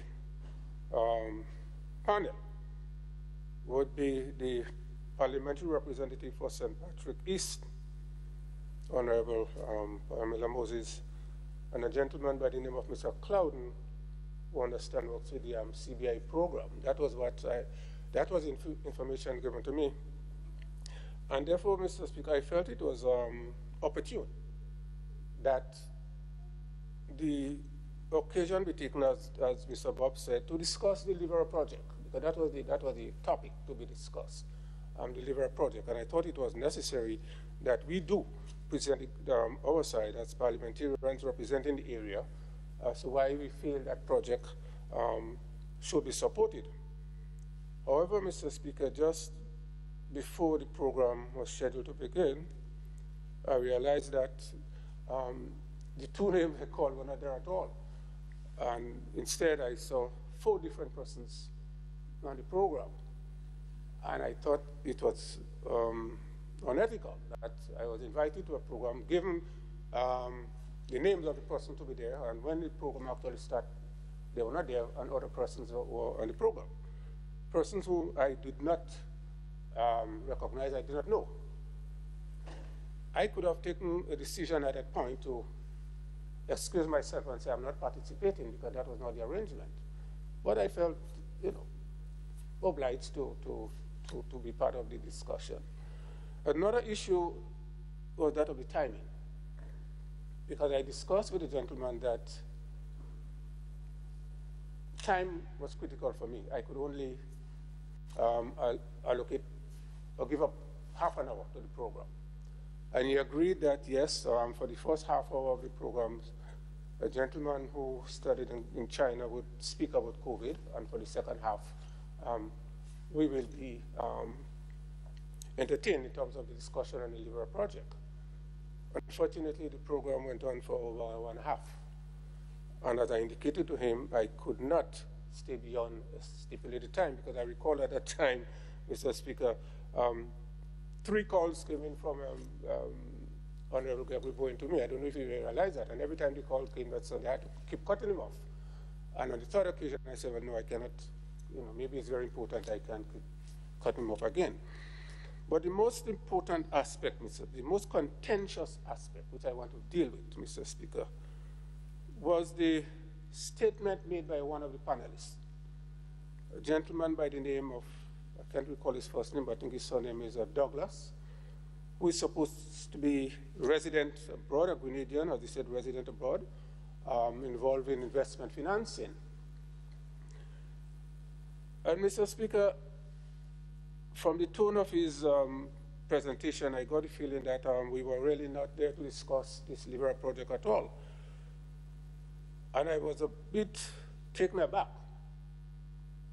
Although the discussion was proceeding smoothly, I was a bit taken aback when he referred to Grenada as a corrupt country.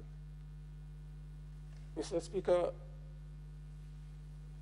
that one I could not accept. I had no problem, I had no difficulty, Mr. Speaker, if the gentleman had referred to the NNP administration as being corrupt. We are accustomed to that, we have heard that many times. We have grown used to it, and as a matter of fact, the more they accuse NNP of being corrupt, the better we do at the polls. So if those who are making those statements are not learning the lesson, then that's too bad for them. So you could call NNP corrupt if you want. But to refer to your country as someone who says that he's a Grenadian but abroad, I thought it was a bit, as they say in cricket, beyond the boundary. And therefore, I had to excuse myself from that discussion, because no way, Mr. Speaker, I could be part of any panel discussion where someone is referring to the country as corrupt. I wouldn't be part of that. And therefore, I left. And I indicated to Mr. Bob that I'm leaving, because I could not,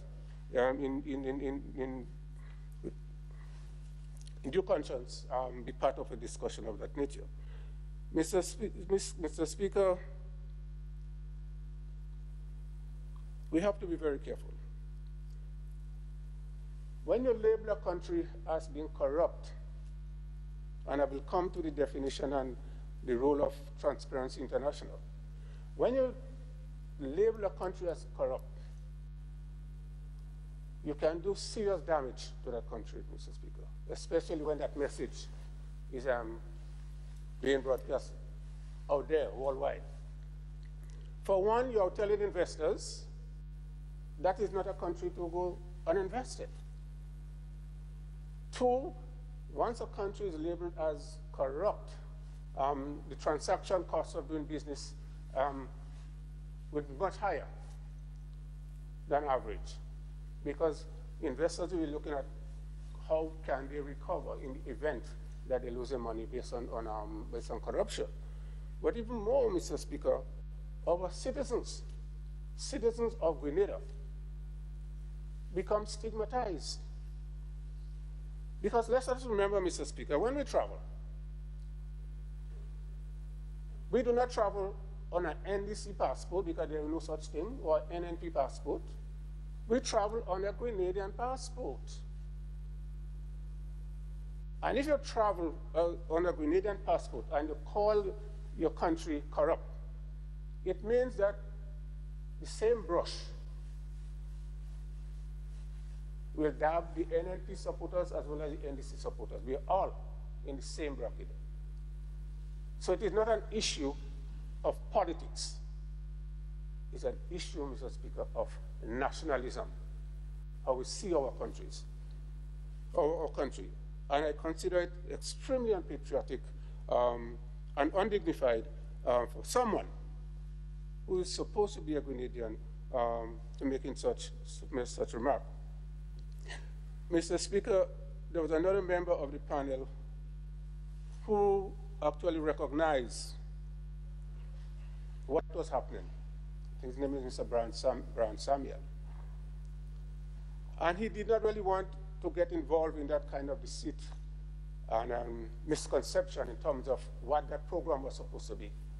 And therefore he sent me a message in which he apologized for what happened. And in that message, Mr. Speaker, he made mention of the fact that his fellow panelists was too aggressive and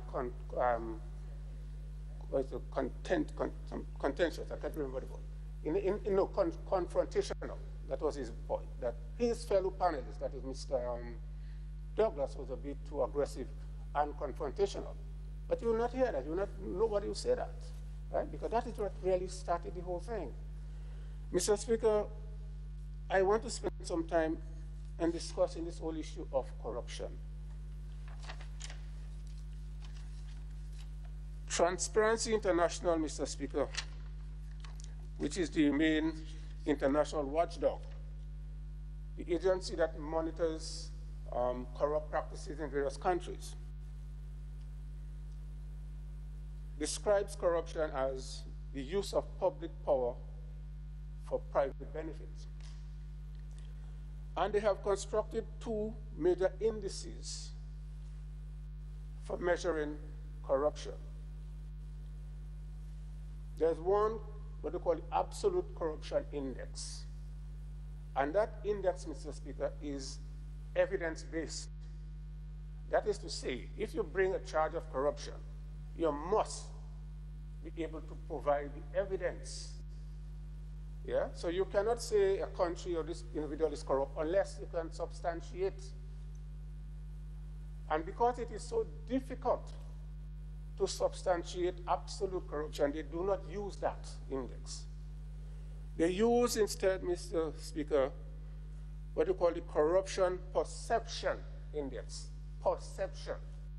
It's like saying, well, it's an allegation. And the Corruption Perception Index, Mr. Speaker, is just what it is. That's how people think. You have a group of experts representing various organizations that will come together and make pronouncements on certain countries based on their observations of what they think is happening or the reaction of people. Yeah? But it is not scientific. Yeah? But yet, it is used by Transparency International to give some idea as to how people perceive corruption in various countries. For example, countries like Norway, Sweden, they might rank very high, whereas they rank certain countries in Africa and Latin America very low on the perception. Again, it is a perception, not scientific, but yet they do use it, and organizations do use that index in determining or influencing investment flows to different countries. So it is still important. The question is, Mr. Speaker, where does Grenada stand in this whole issue? Because when you say Grenada is corrupt, you can either use the absolute index, which is not used at all, as I said, or you must use the perception index. And as far as the perception index reveals, Mr. Speaker, the latest index, 2019-2020, Grenada had a ranking of Grenada ranked 51 out of 180 countries in 2019-2020. Third in the region. Third. The highest ranking is, well, from number one going down, right? So only 3 countries were ahead of Grenada in this ranking. In 2012, under the then NDC government, Grenada had the same ranking, 51, but it was 4th. In essence, Mr. Speaker, if you use the ranking and the position, the score, it tells you that Grenada might even be slightly better off now on the index than it was in 2012. So how can someone conclude that Grenada is more corrupt now when the evidence does not support it, based on the perception ranking? And therefore, Mr. Speaker, one has to be very careful how we use the word corruption, because as it stands right now, as I said, Mr. Speaker, it cannot be said that Grenada is more corrupt than it was 80 years ago. But what is telling, Mr. Speaker?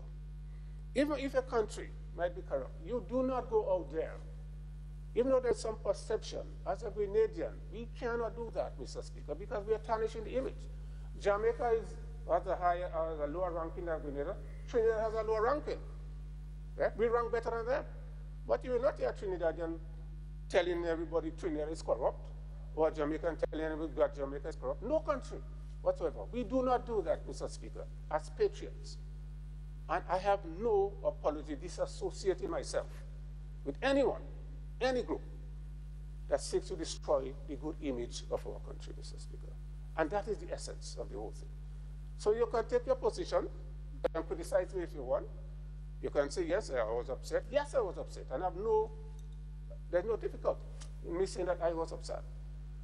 You could also say, well, as some say, well, I was disrespectful for walking out. You can say that as well. Because as I said, Mr. Speaker, I will not associate with such behavior. And if you want to speak of disrespect, I want to know what could be more disrespectful than when someone who was a leader of the opposition could walk out of Parliament. Walking out from a panel discussion, you consider that to be as disrespectful as a leader walking out of Parliament? So we have to be very careful, Mr. Speaker, when we make those kind of comparisons. And on this note, I just want to say, Mr. Speaker, that as Grenadians, we have to demonstrate a higher level of national pride. This is our country. And some of us would go to the extreme to destroy this country just to get at one person. When you destroy the image of Grenada, you're not destroying Kitchell or NNP. You might be destroying your own future because it's the country that is ranked, not the political organization, not the party in power at the time. And we have to be careful about that. Do not go to the extreme of destroying your country just because you want to get at one man. It does not work that way. And again, Mr. Speaker, I'm urging my fellow Grenadians, whether you are in Grenada or whether you are in the diaspora, you ought to be ambassadors of your country. If you say you are a patriot, you have to act in that manner. And no patriot, no one who claims to have that national pride will describe this country in that context of being a corrupt country. As I said, if you want to say NNP corrupt, so be it. I will take no objection to that. Because we have heard that before. And maybe it is good you say it, because as I said, history will show that the more you target and accuse NNP of corruption, the better we do at the polls, because the people understand that what you're saying is not correct. They understand that NNP is a government that provides for people. And all this talk about corruption that cannot be proven, they understand that as well. Because don't forget, Mr. Speaker, in 2008, NNP, the NDC campaign on the platform that they will bring corruption charges against the leadership of the NNP, they had 5 years and 3 months, and not one iota of evidence was provided. So you know what the people said? Don't come back to us with that kind of old talk. They did it in 2013, they saw the results. They came back with the same thing in 2018, they saw the result. Let them continue on the same path, and the result in 2023 or whenever will not be dissimilar to 2013 and 2018. Thank you, Mr. Speaker. Thank you, Honorable Representative for St. Patrick West. Thank you for that explanation.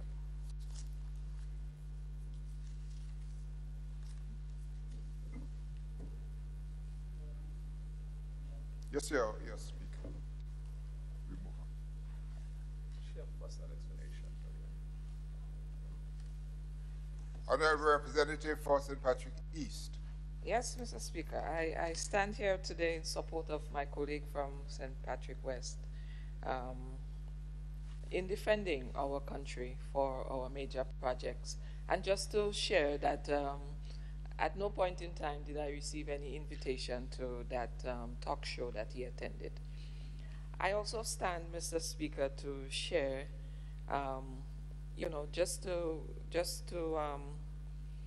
just to share that many things that are on social media, we must be careful as a people what we're listening to and what we are believing. Because last Thursday, my colleague, the representative for St. Patrick West, and I, and a few environmentalists, we visited the Liverpool site, and we went there not to visit the construction site. We did not request that. We just sought permission to enter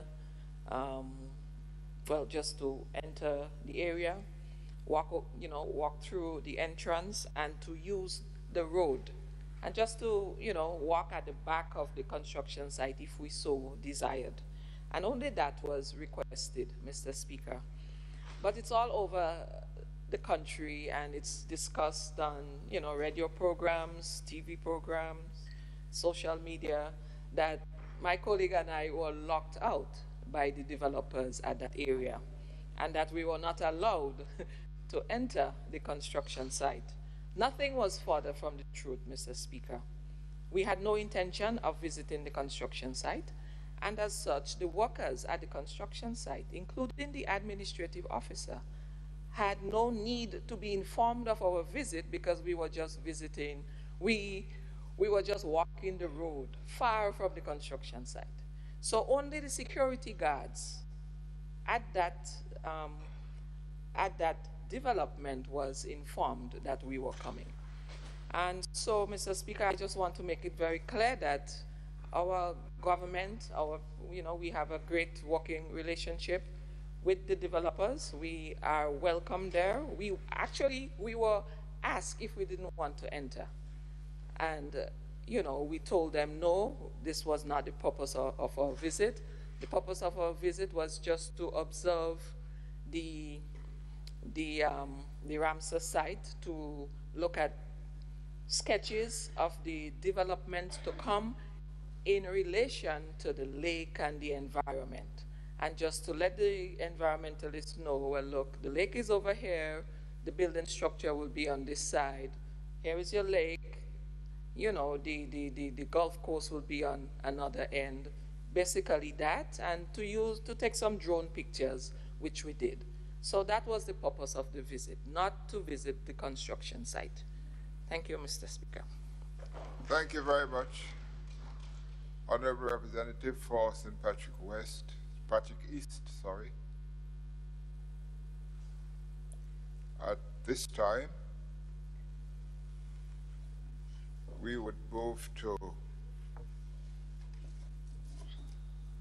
take an adjournment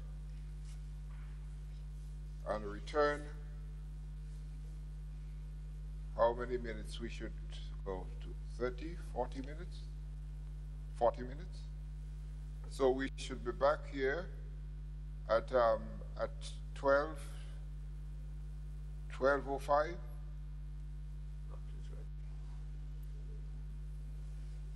Honorable members, at this time we'll take an adjournment and resume at 12:05.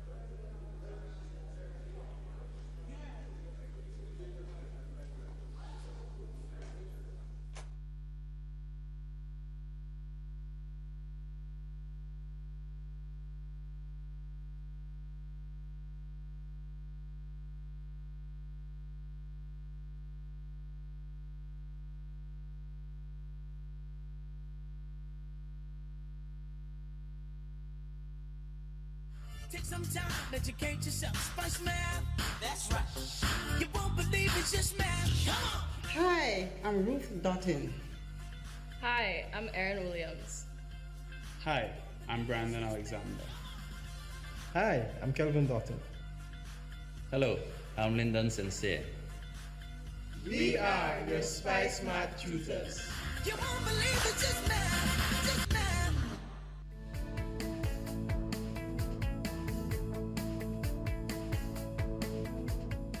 Hey there guys, welcome to another episode of Spice Math. And in today's session, I have with me Miss Doughton. Hi guys. Hi Aaron. Hi Miss. And how are you? I'm excited. About? Well, today we're going to walk through a few questions with our viewers. on linear equations. You mind walking me through the objectives and Sure. with them also? Sure. Let's go through these objectives. 1, solve linear equations with mixed operations. 2, use the distributive law to simplify expressions when solving. 3, apply the methods of grouping when solving. And 4, use the LCM to simplify when solving. Quite interesting. Indeed. So what questions do you have for your viewers today? Well, let's take a look. These questions seem quite interesting, but I need my viewers to know that there are some pointers or guidelines that they should pay keen attention to if they are going to tackle questions like these.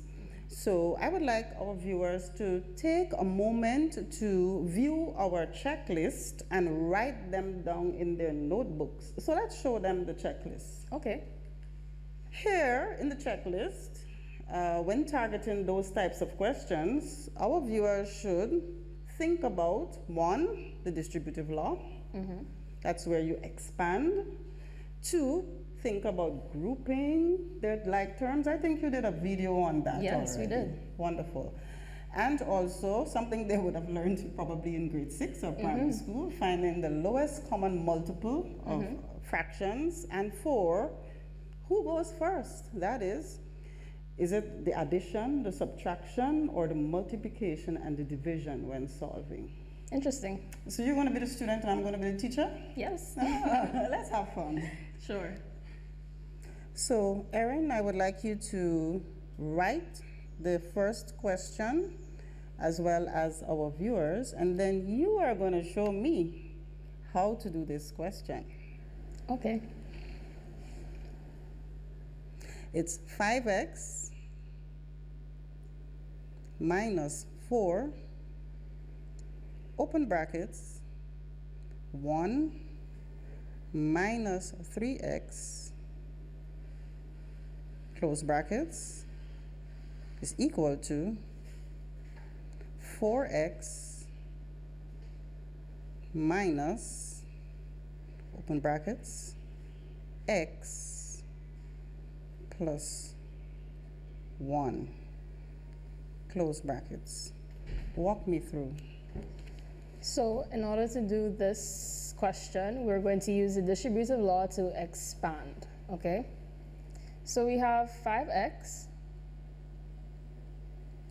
and we're going to multiply negative 4 by 1. Remember that the negative sign in front of 4 belongs to 4, so it's not just 4, it's negative 4. So negative 4 multiplied by 1 gives us negative 4. Negative 4 multiplied by negative 3x gives us positive 12x. And that is equal to 4x. And here we have a negative sign in front of a bracket. And when you see that, it is implied that we have a negative 1. So that would be negative 1 multiplied by 1x. So that would be negative x. And negative 1 multiplied by positive 1 gives us negative 1. Great. So in our next step, we are going to group our like terms on the left-hand side.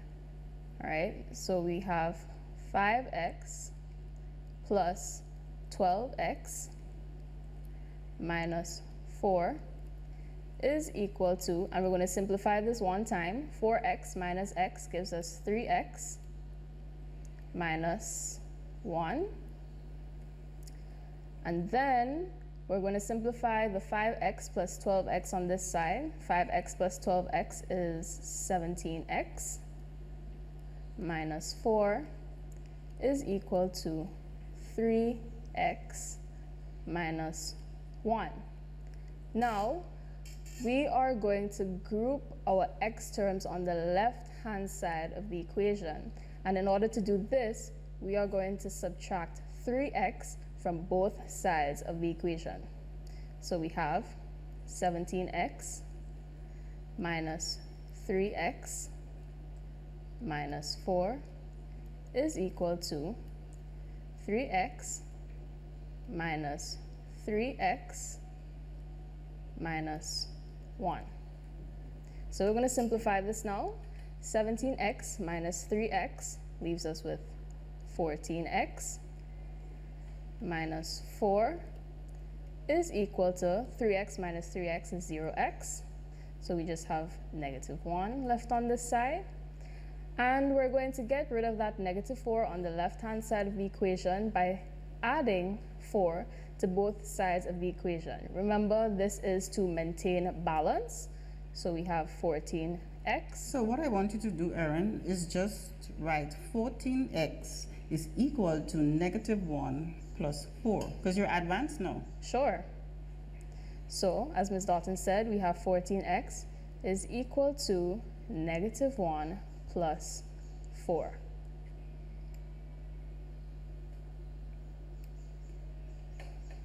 So, we can go straight ahead and do this.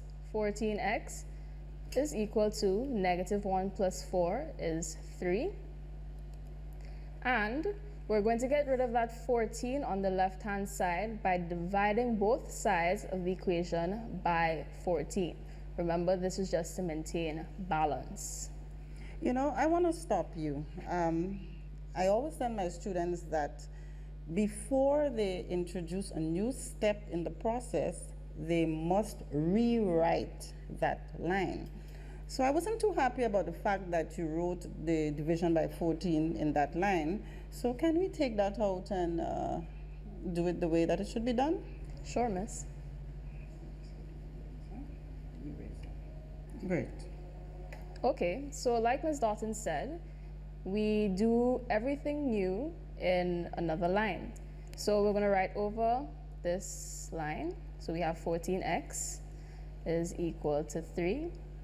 And as I said before, we're going to divide both sides of this equation by 14 to maintain balance.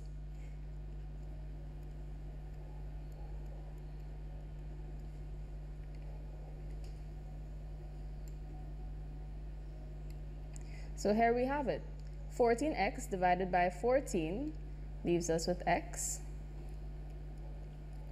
And here we have 3 on 14.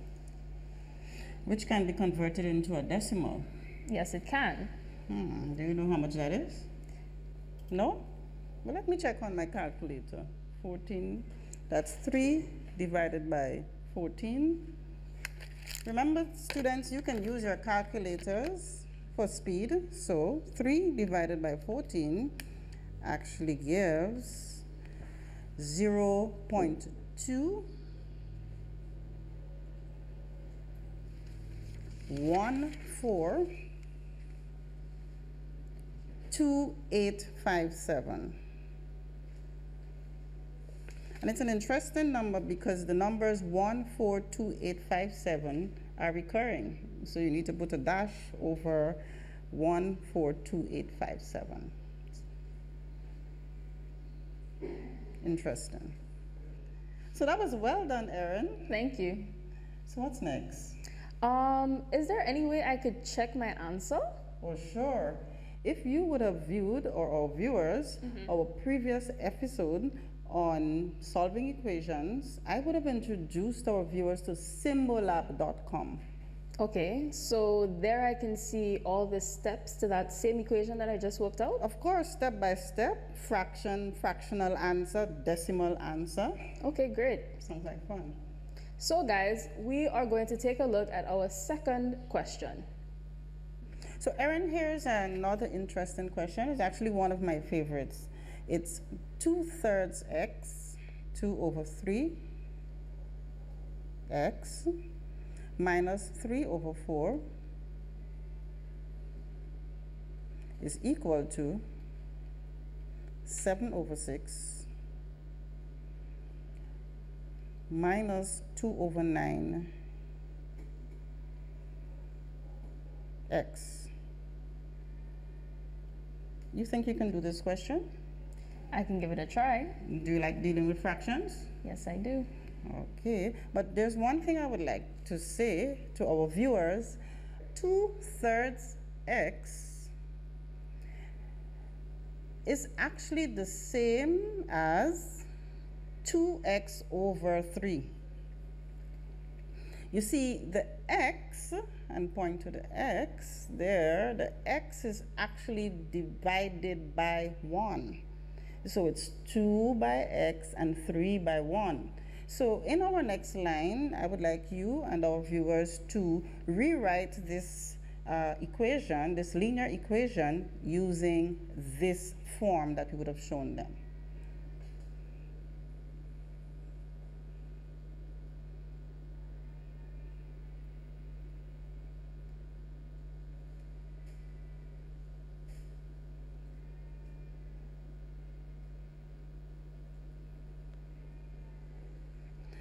Continue, explain to me what you're going to do. Are you going to use something in the checklist? Is it distributive, LCM? What do you think is next? Okay, so for this question, guys, we are going to find the lowest common multiple between 3 and 4 on the left-hand side and between 6 and 9 on the right-hand side. So the lowest common multiple for 3 and 4 would be 12. And so 3 into 12 is 4. 4 multiplied by 2x is 8x. Remember to put back your minus sign, your subtraction sign. 4 into 12 is 3, and the 3 multiplied by 3 gives us 9. So we're going to find the lowest common multiple on the right-hand side as well. And the lowest common multiple between 6 and 9 would be 18. So 6 into 18 is 3. 3 times 7 gives us 21. Minus 9 into 18 is 2. 2 times 2x gives us 4x. Are you familiar with the term cross multiplication? Yes. Would you like to try that with our viewers? We can give it a try. Yeah, you can put in the arrows and show them what goes to which side. So, because we know the 12 would multiply everything in the numerator on the right-hand side. So let's show an arrow. And the 18 would multiply everything in the numerator on the left-hand side. And so we're going to use some brackets. So explain to them what to do. So by using cross multiplication, we are going to multiply the 12 by the numerator on the right-hand side of this equation. And we are going to use our brackets to do so. And this will seem pretty familiar to you. So we have in brackets 21 minus 4x is equal to, and we multiply 18 to the numerator of the left-hand side. So that would be 8x minus 9. So as I said, this looks pretty familiar because what we are going to do here is that we're going to use the distributive law to expand, right? Go ahead. So we have 12 by 21. And that's 252. Minus 12 multiplied by 4x gives us that's 48. 48x is equal to 18 multiplied by 8x. It's 144. Gives us 144x. And then 18 multiplied by negative 9 gives us 162. Negative 162. You're encouraged to use your calculator as well, Erin. Yes, that makes this a lot easier. Okay. So now we are going to bring our terms in x to the left-hand side of this